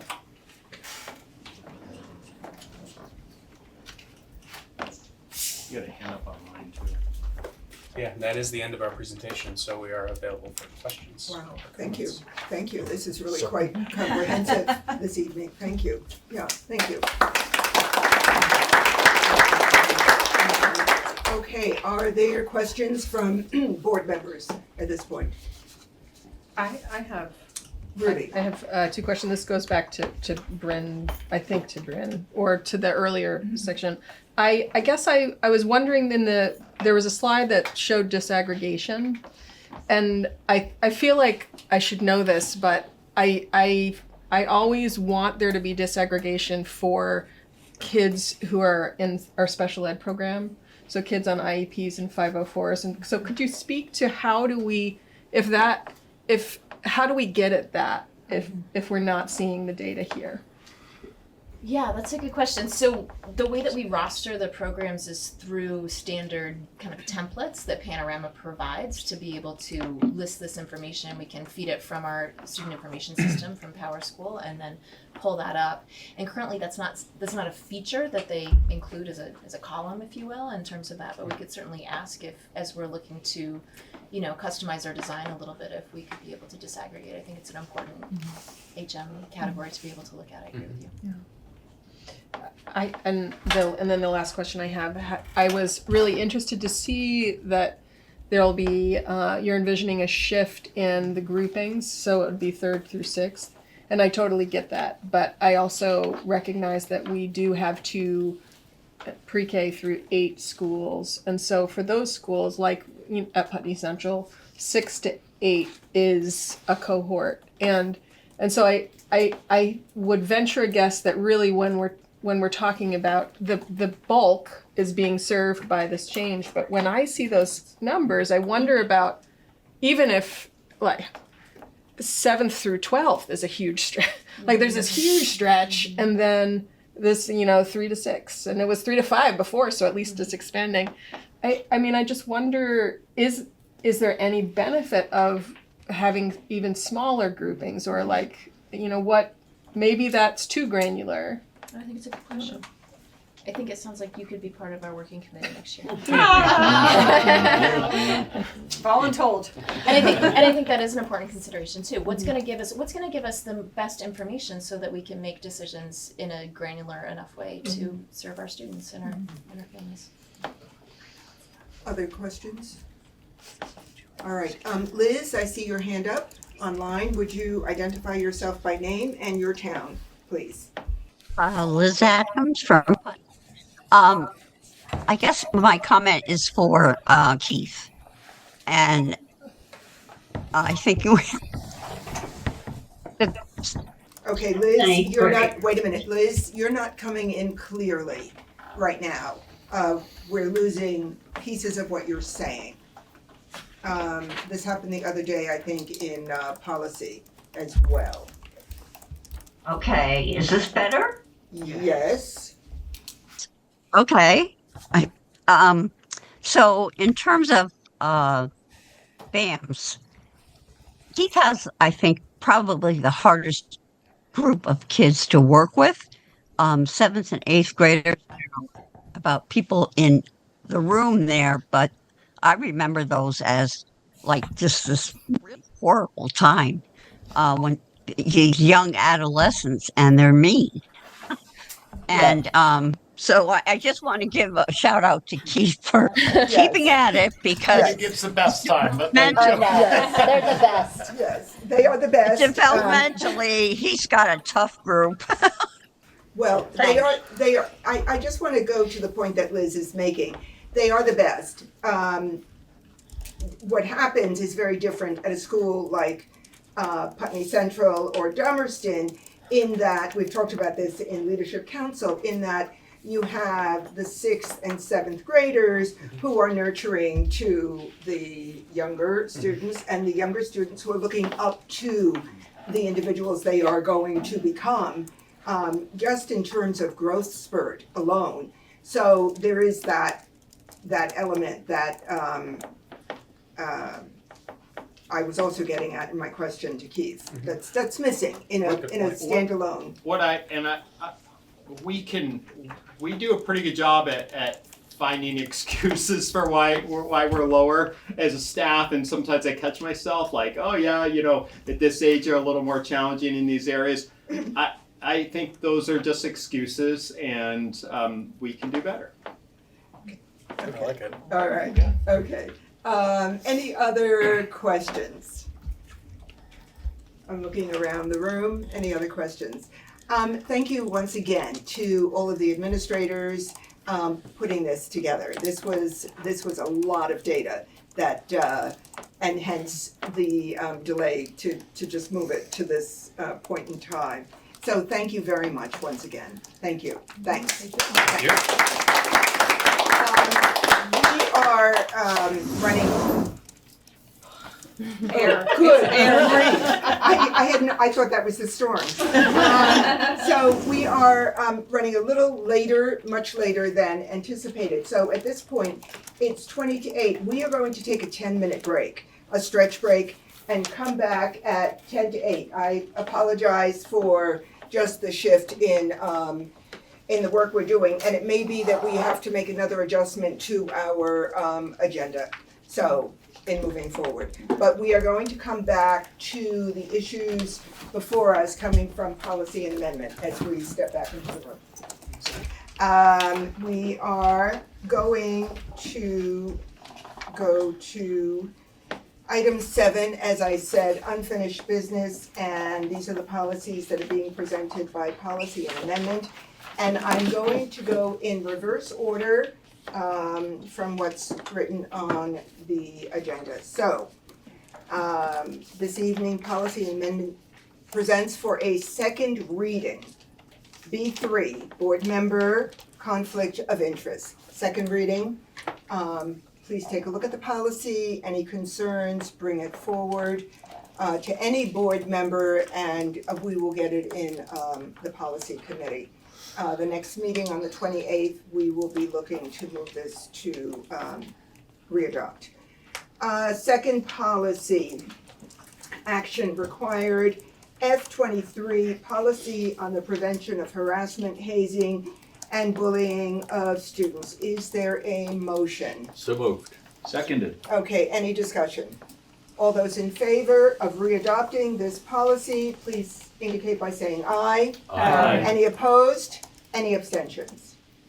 And the third policy, F43, gender freedom in schools, policy and amendment is presenting this for adoption. Is there a motion? So moved. Seconded. Okay, discussion.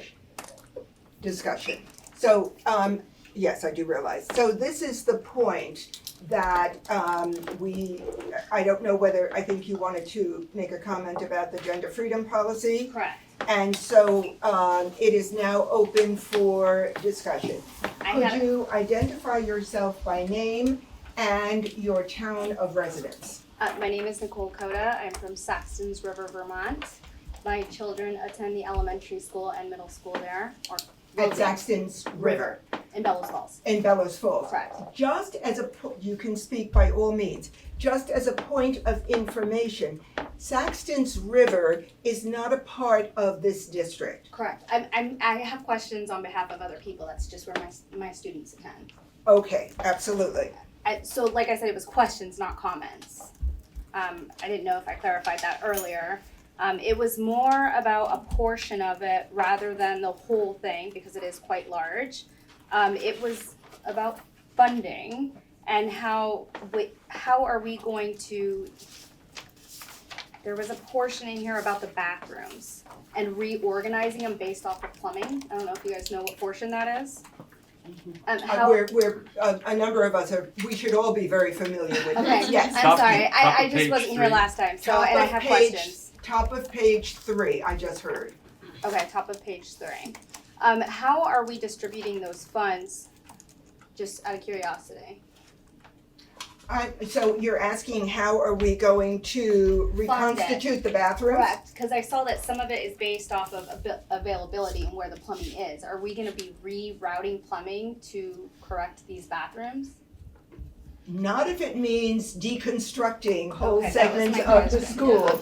No. That's So no for sure. deconstruction. So, well, I'm sorry, what did you just say? No deconstruction.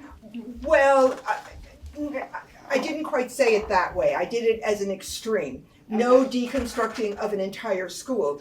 A lot of the bathroom facilities need to be upgraded. Okay. So changes will be made wherever feasible. And I think it says that somewhere in the policy. At the beginning. At the very, definitions. okay, at the very beginning under definitions, thank you. I can put the picture up. Okay, and then the expansive students and staff belonging Oh, no, that wasn't it. Sorry. I probably should have highlighted this. Let me go back.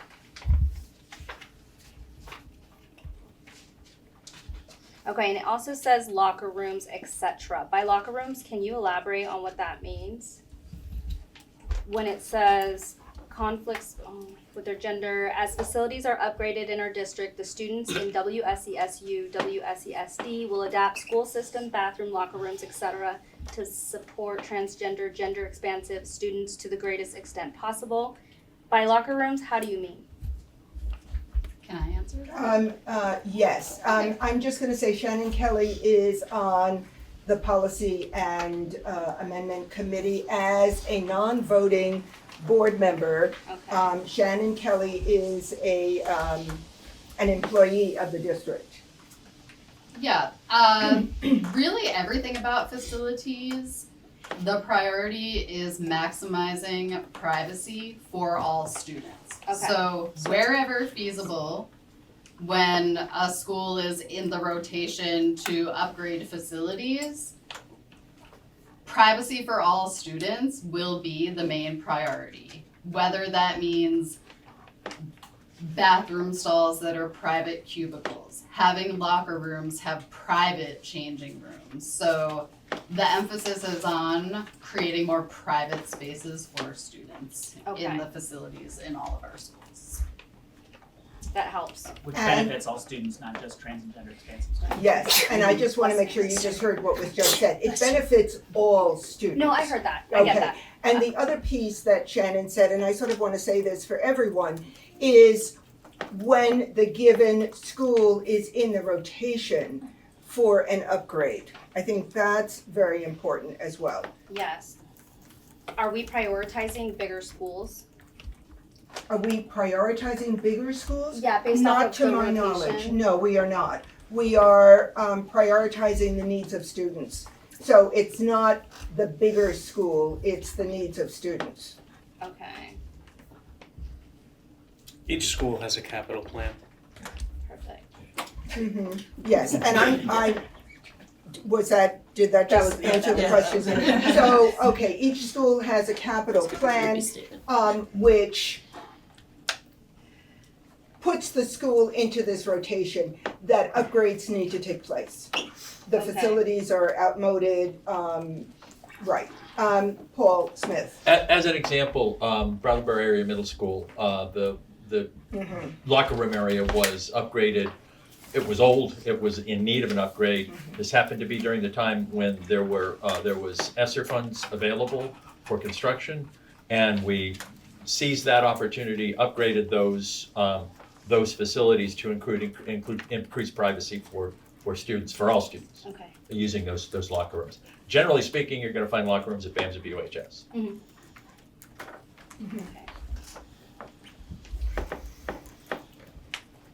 Okay, I think that was it. Yes? Yeah, Okay. that answered everything. Okay, great, thank you. So, discussion, yes. I had a Ruby. question about, it says it's for adoption, but I had always thought this was a replacement, that there is an existing policy. There is. And so why is it not readoption, or is it replacement and therefore adoption? It may very well be, and it is a brand new policy. It's a complete rewrite. Okay. It's not a revision of an existing policy. It is a brand new policy. But in us adopting this, we would be taking down the other one? You know, we haven't come that far in policy Okay. to consider that. So we'll take it, this is the first step. Okay. Mhm. Yeah, my question though is if we have two policies, they're very different. Yes, that's, if they're vitally different, Then the other one will not be taken down.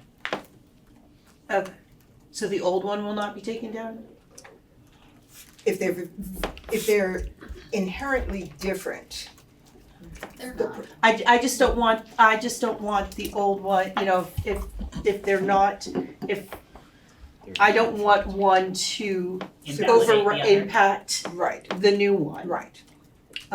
We need to, so if we need to, you know, cancel the old one, we should be doing that at the same time. There is not currently an F-43 on the website. But there is an F-34 for transgender and gender creative students. Yeah, we're looking at decommission that one. Yeah.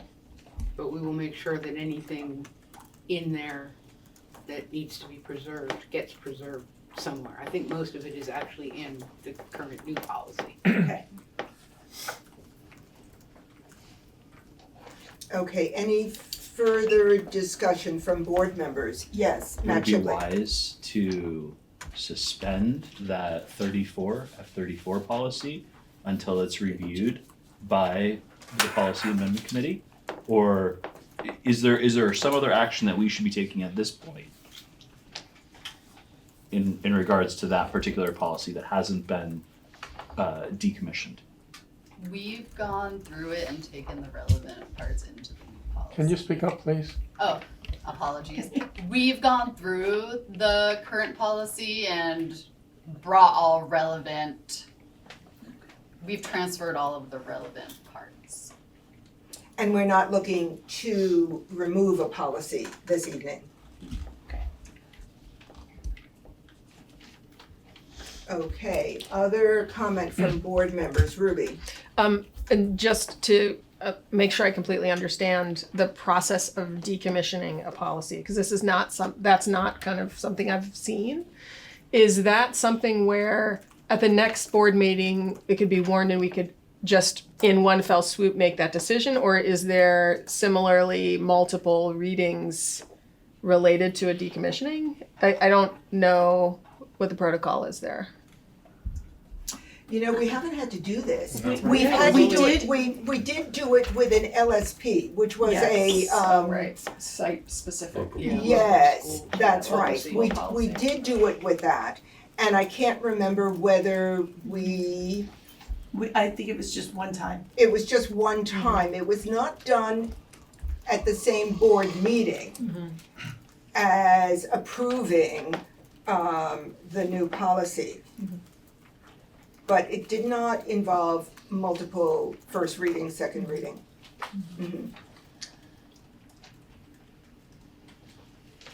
Okay. Any other comments during discussion? All right, Ruby. My comment is that I'm very happy to see this policy. I've been watching it and waiting for it for years. So I'm really happy to see it coming over the finish line, and thank you very much to the Policy and Amendment Committee. Okay, thank Been you. about 3 years. It's been a long haul. Yeah. It's been a long haul, and it's gone through several iterations and reaching out to various stakeholders. Okay, if there is no further discussion, all those in favor, Aye. please indicate by saying aye. Aye. I want to hear another aye. Aye. Any opposed? Any abstentions? Okay, gender freedom in schools has just passed. Thank you, thank you.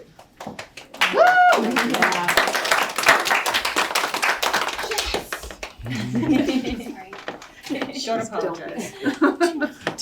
We have a statement. I know you do. I'm just feeling this moment, and it's been a long haul, and so thank you very much. Thank you.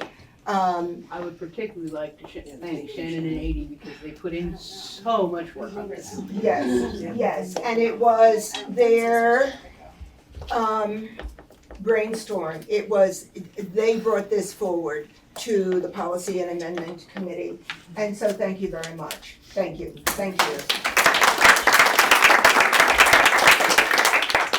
I'm going to turn the floor over to both Adi and to Shannon. Would you introduce yourself by name and your town, please? My name is Adi Holding. I'm from Putney, and I'm the planning room coordinator at Putney Central School. Shannon Kelly, Equity and Social Justice Coach for all of the elementary schools, but I live in Dulles Falls. We wish to express deep thanks and appreciation to the policy committee, community stakeholders who were involved, staff, administrators, and students who participated in the crafting of the gender freedom policy. We are so proud to be part of a school district that prioritizes the safety and dignity of trans and gender expansive students, staff, and families. And we hope that our gender freedom policy will serve as a model for school districts throughout Vermont and beyond. Thank you. Thank you. Thanks. Thank you. Thank you. Would you please send those statements to Matt Shibley so that they can be included in the minutes? Thank you. Thanks. Wow.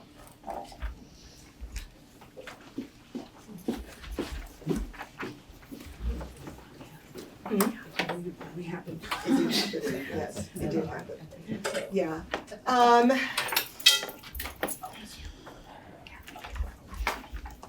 We are up to the fiscal report. Oh, fiscal report, that's me. Sorry. So Frank Rucker is not here right now, and so I am currently the acting chair of the finance committee. We actually did not. We should have reconsidered the appointment of chair, and we didn't at this last meeting. So I am until we do that, I am the acting chair. So I am happy to give an update on the finance committee meeting that we had yesterday. We met yesterday on the 13th, and we also meet monthly, just in case anyone is interested, on the the Monday before the first meeting at 5 p.m. in the central office. And the current board members are Ruby, Kim, Brian, and Paul, and that's one from each town. So the finance committee, every year every quarter we review the year-to-date financial reporting for the WSESD, and the reports are linked on the agenda. So we won't go into them in detail because Frank Rucker's not here and I'm not Frank Rucker. So, but the period for the reports that's there is through the end of March 2026, and that's reflecting the third quarter of our fiscal year 26. So we reviewed those reports, and the committee noted that there's a very favorable low variance, and what that means, in other words, is the difference between our revenue and expenses was favorable in most categories.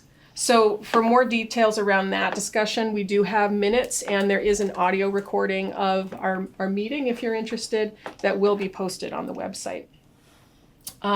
So in addition to reviewing the financial reports, we heard from Frank Rucker about a favorable adjustment to the yield. And there is another document that's linked in the agenda. And that's in the annual report, there is a page that has highlighted yellow that has details around tax rate. That's what that is an update to. And it's adjustment to the yield and the proposed impact on our education tax rates. So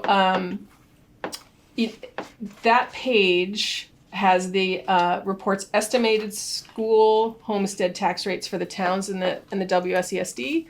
And as a reminder, the yield is set by the legislature for the purposes of setting the homestead education property tax rate, and the yield and rates are set at a level estimated to be sufficient to fully fund the education fund. Those are words that Frank Rucker told me to say. The legislature increased the yield to a little over $9,170, which has a favorable effect on the estimated education tax rates for each town, which can be found on that updated document. So if you look at the new document with the yellow highlighting and you compare it to our annual report that is on our website, you can see those differences. The important thing to note is that the legislature estimates the updated yield, and will correspond with a statewide average increase of approximately 7% for education property tax. So that means in the state that what you're seeing is about a 7% increase in property taxes. For the WSESU, for our district, the SD, the 4 towns in our district, there's an average change of negative 0.2%. So we are really bucking the trend in terms of the statewide averages. And the range from town to town, because we do have 4 different towns that have 4 different rates, is between negative 3.1% to negative 2.1%. So even within that range, we're considerably lower than that 7% statewide.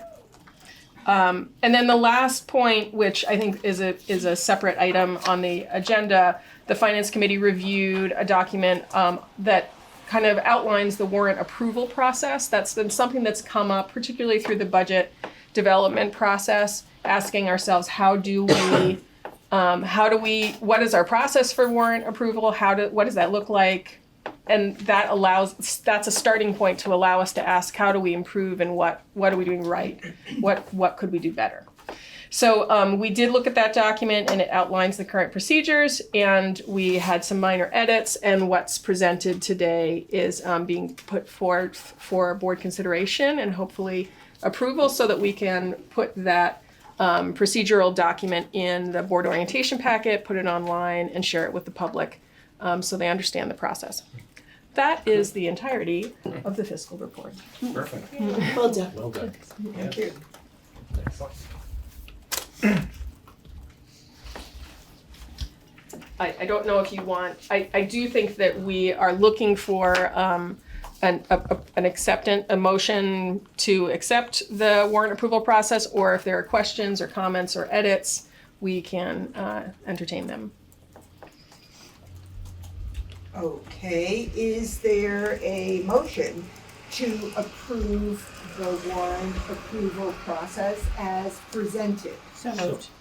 Sorry. Seconded. Okay, and a second? Did I hear a second? It was Jocelyn. Jocelyn. I heard a second from Jocelyn. Okay, discussion. All those in favor, please indicate by saying aye. Aye. Any opposed? Any abstentions? All right, it passes. Thank you. Thank you. Great. Okay, so we are up to Board matters.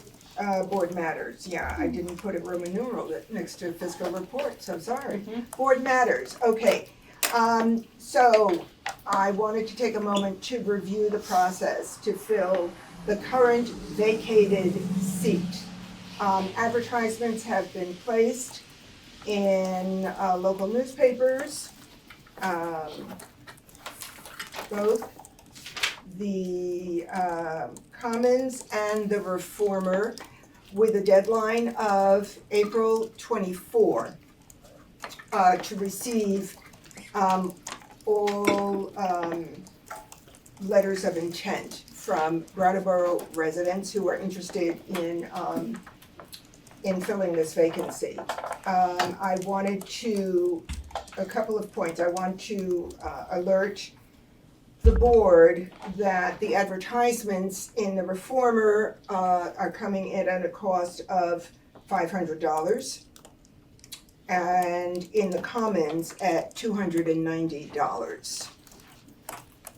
So I thought it was appropriate that we advertise this as widely as possible. Again, the deadline is April 24, so there's nothing that we can do until after that date. I wanted to confirm availability with the board for a potential special board meeting, depending upon the number of applicants and their availability. They would have to come. We're going to follow the process that we've done for all vacancies. We're going to ask all applicants to present themselves before the board, answer questions, and the board would then go into executive session, make a decision, and come out into public session with a public vote. Regarding the potential of a special board meeting, I'm looking at the dates April 27, April 29, and April 30th. Our next board meeting is April 28th. That's a hard push to hopefully have a 10th board member by that time. So April 27th, is everyone available? What time exactly? It would be in the evening, would have to be at 6 o'clock. I'm assuming that whoever's applying, we have a number of people who are working full-time. So I see no negatives to April 27th. Okay, I'm gonna continue down the line. April 29, which is a Wednesday.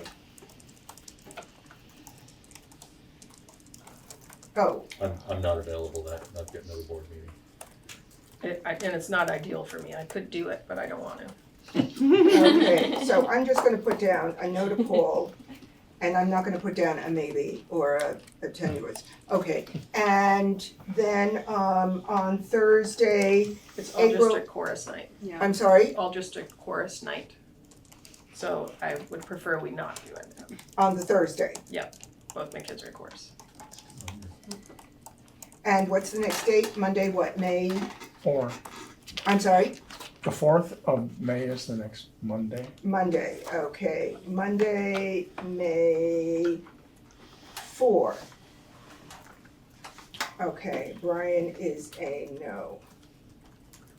For the 4th, I can only do at 7 o'clock. I'm sorry, what? I could do 7 o'clock, I can't do earlier. On the 4th. You cannot do the 4th.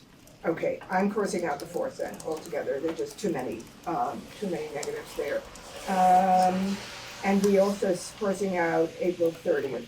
Okay, so we've got Monday, and then of course we have a board meeting on the 28th. We have Wednesday. Paul is the only one who cannot make that Wednesday. Unless you just alter your schedule. Moving right along. Okay, we'll leave it at that for now. Any discussion about this vacated seat? All right, we are moving on to Leadership Council updates. Oh, I'm sorry, I think I just missed my moment. I wanted to make sure that I publicly acknowledge my appreciation for Tim Maciel's service on the board. I am going to be missing his voice and his camaraderie quite a bit, and I'm very eager to replace, fill that position, but it's not a replacement for Tim. I think that I just want to acknowledge that I am going to be missing Tim on this board. Okay, thank you, Ruby. I'll second that. Okay, Jocelyn Fritz, thank you. Any other comment? All right, I am moving on then to Leadership Council updates. We are going to have to look at board coverage for the BAMS LC. Okay, so just Matt. I'll cover BAMS until we have another board member seated. Okay, thank you very much, Matt. Okay, that takes care of that. Any other Leadership Council updates? Kim. Putney had another robust meeting. Their one question and concern with a lot of the Marlboro students looking to potentially go to Putney. There's been a lot of interest in those students at the Putney School. Just how that would impact staffing and they wanted to ensure admin was looking at that, if the certain number of students coming in with each classroom and making sure that the classroom levels stay equitable. So. Okay. And we've had interest in multiple schools. We did have an evening at Marlboro Elementary on April 1st. Yeah. And we're getting the registrations coming in, so I think a majority of those families will choose our school district to join, which is great news for us. I can provide more specifics after April break, probably. Great, thank you. Any other Leadership Council Updates, Matt? Oak Grove continues to chug along, though we missed last month. There's many community events that are happening in Oak Grove. Just really impressed with the community that they're building there. Thank you. The Windham Regional Career Center Regional Advisory Board met on March 26th. We have long meetings. We discussed the comprehensive local needs assessment, and early enrollment, and MS Beams. And we also got an update on a practical skills fair that BDCC is coordinating. It was a very robust meeting, and I wanted to announce that our the graduation rate at the Career Center is 94.69, which is slightly lower than the state average. But I'd like to point out that the Career Center director knows every student who is included in that didn't graduate rate and knows exactly why they didn't graduate, which I think is a big, huge deal. Okay. Anyone else?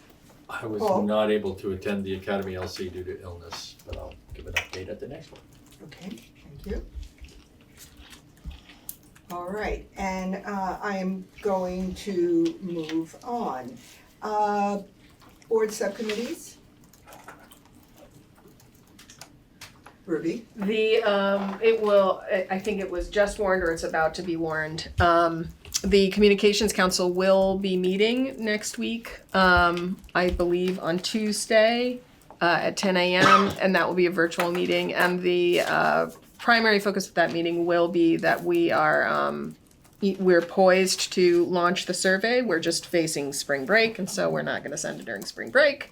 So our thought is to roll it out in the week after spring break, in which case we want to gather ourselves because it's been quite some time since that was drafted. So if you're interested or want to do that, that is via Zoom. And the Zoom link is in the agenda. Anyone else for board subcommittees? Personnel meets Thursday to go over the 1% requests, which if you want to come and read some really neat stuff that our staff is doing, come and read the 1% request with us. I'm going to move on. SU updates, anything? We had a presentation on pre-K at our last meeting. We approved some policies and otherwise had a very peaceful meeting. All right, and the next item is update on legislative issues. And I'm gonna link it to the next item, update on the community forum having to do with Act 73. Regarding the community forum, April 25, 2 to 4 p.m. in BUHS auditorium. Carrie Amadon has agreed to act as our moderator. She is the town moderator for Vernon. So she has agreed. The cost of that advertisement, I want to be fully accountable to the board, is $500 for the reformer for 4 days, Thursday and Friday of both weeks. The week of the 13th and the week of the 20th. All right, and I am going to be sending the flyer to every board chair in Windham Central and in Windham Northeast for them to have this information. They already have it, but just as a reminder and asking them to spread the word widely. Later this week, we will be sending a reminder to every legislator. We have gotten some RSVPs, but not enough. So,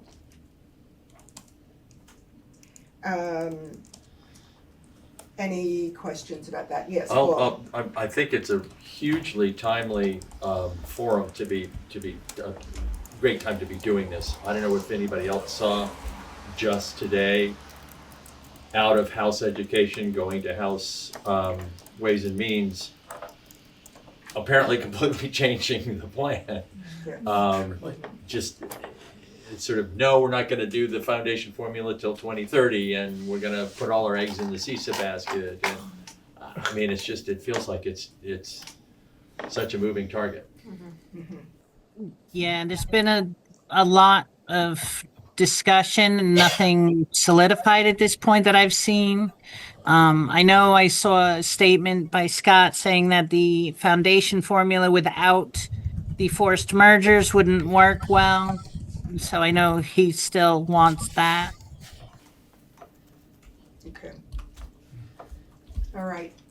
Before we move on from this issue, I would like the board to offer Carrie Emmerdon an honorarium in the amount of $500. The work involved in, Carrie is working with a small group of us, coming up with the pivotal issues, the questions. This is going to be a panel discussion, and we're going to come out of the gate immediately with the critical issues directed at legislators. And then it will, after hopefully an hour, it will open up to community members to ask questions. So, is there a motion? So I guess what I also want to say in terms of the potential of a motion, this represents approximately 8 hours of work for Carrie Emmerdon pulling this together, at least. So is there a motion to support a $500 honorarium to Carrie Emmerdon? So moved. Second. Discussion? Ruby. I'm just wondering, we have had moderators at a variety of different events in our history. What is there a standard amount that 500 feels a little bit higher than I would have thought? I am all for paying people for the work that they're doing, and I think Carrie is an excellent choice. But I'm just wondering, some of our other moderators, what was the rate we paid them? So in response to what you're asking, $500 has been at the low point. Okay. We have gone as high as $1,500 for a retreat, and we decided not to continue in that vein. I'm thinking about the last two moderators we've had for board retreats. It has been at $500. Okay. Any further discussion? All right, bringing it to a vote. All those in favor, please indicate by saying aye. Aye. Any opposed? Any abstentions? Okay, thank you. Just a quick question. Yes, You Brian. said you had sent out invitations to all the legislators. So who do you have confirmation from so far who say they will attend? Do you recall? Off the top of my head, Nader, Senator Nader Hashim, Senator Wendy Harrison, Emily Kornheiser. Representative Emily Kornheiser, Representative Laura Sibilia, Representative Zahn Eastis. Good. No, Not Mike. Not Mike, no. Okay. And so there are numerous others, right, Okay. that I'm waiting to hear from, but I'm not gonna wait. I will send them a follow-up email, yes. But the next email that I send, I really wanna give all of the legislators a sense of what the organization is gonna look like for the day. Ruby. In terms of trying to bang the drum and get people to come to this, it is in the middle of spring break, which is unfortunate. It's but at the very end of spring break. Let me rephrase that. It's at a time in spring break that some families are not going to be around. Right. That's just an unfortunate reality, but some will be around. And so my thought is through the Communications Council work and our Facebook page, trying to remind people and bring it up and push it out there. That's my goal. I wonder if it would make sense to identify by name, if it would be acceptable to identify these are the legislators who have affirmed that they will be there. If I say that, I understand that there might be resistance to that, but that's the type of thing that hooks people to come if they know that their representative will be there. And I think the last time we actually had a relatively good turnout, in part because we listed here everybody we invited. It wasn't who was coming, but it was their names on the page. But this time the scope is too large. We can't put everybody's names for all three districts. I don't think we have a large enough grouping to do that yet. And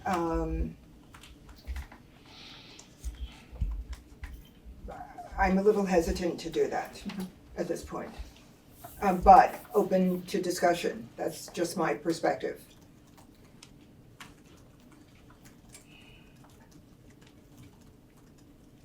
Okay.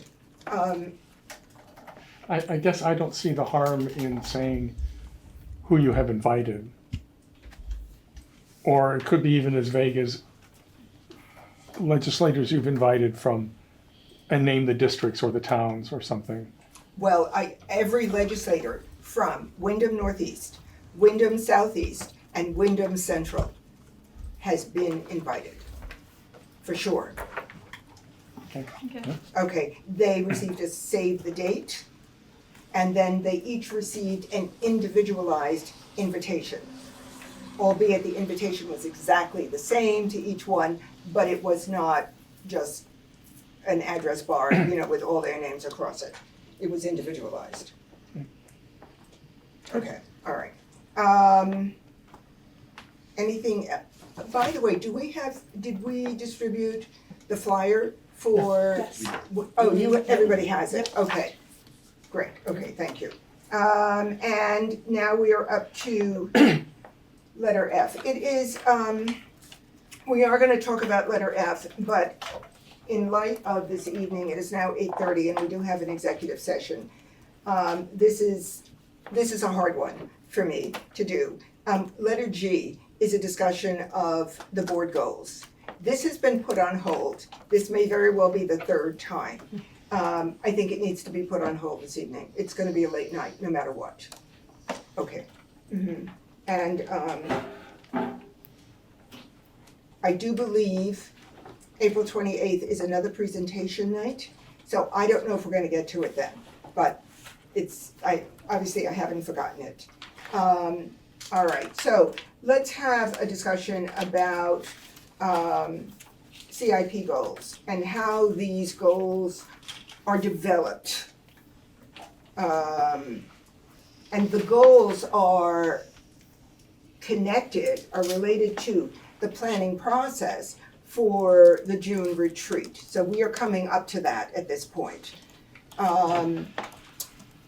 Kim? Do we really need to have a discussion, or should we just do a group of people that, see who's interested, like we've done the past couple of years, Right. who's interested on being on the committee? Right. And working with admin to create the admin board retreat. Right. So that's what I'm feeling. The reason it's on the agenda with all of these links is because of ongoing intense discussions at board level. That's why it's on here. But every one of these links says very clearly that the CIP goals are generated by administrators at district level. And the board has oversight responsibility. But the generation of the CIP goals does not come at board level. Matt? I think the process by which administration and board have collaborated over the past 2 years has been fantastic. I've seen tremendous efforts out of central office and principals and progression on us aligning together and having deep, productive conversations. So I am all for the process that we have been and continuing it going forward. I wholeheartedly support what we're doing. Okay. So with that in mind, I'm gonna move on, and I'm going to present that the first meeting, planning meeting for the June retreat, what was presented to me is April 28, 1:30 to 3 p.m. 1:30 to 3 p.m., April 28, and I'd like, Which is a board meeting night, just to. it is a board meeting night, that's earlier in the day. Okay, do we have a location for that meeting? Conference room at central office. Okay, central office, all right. And board members who are interested? Okay, so I'm I've interested, got, but I have to duck out at 2:30. okay, so I just saw Paul's hand, I saw Ann's hand, I saw Ruby's hand, and I saw Kim's hand. I am on that as well. 1, 2, 3, 4, 5, Deborah. Okay. So we've got Paul, Ann, Ruby, Kim, and Deborah. That's it. Okay. Great. All right, thank you. Consent agenda. Is there a motion to approve the consent agenda as presented in the agenda? So moved. Second. All right. Discussion? All those in favor, please indicate by saying aye. Aye. Any Aye. abstentions? Any noes? All right, thank you. And we are up to new business. I just want to say regarding new business, just as a reminder to everyone, the reconsideration of a potential donation to the Rural School Community Alliance will be on the agenda for April 28, and Cheryl Charles will be attending to answer some of our questions. Okay, all right, and we are now at the point of going into an executive session. Is there a motion to enter into executive session under 1 V.S.A. 313A1A contracts? And this will be regarding 2 related contracts. Inviting in 2 district employees as well as Mark Spino. Action required. So moved. Second. Discussion? All those in favor, please indicate by saying aye. Aye. Any opposed? Any abstentions? All right, we are going to pause this recording. We're going to enter into executive session. Okay, it is 9:17 and we are returning from executive session. Is there a motion to accept both unpaid leaves of absence? So moved. Second. Discussion? All those in favor, please indicate by saying aye. Aye. Any opposed? Any abstentions? All right, motion has passed. Thank you very much. And do we have any further business this evening? Madam Chair, there being no further business before this board, I move that we adjourn. Second. Discussion? Thank you, Ruth. All those in favor, please indicate by saying aye. Aye. Any opposed? Any abstentions? Thank you very much. We are adjourned at 9:18.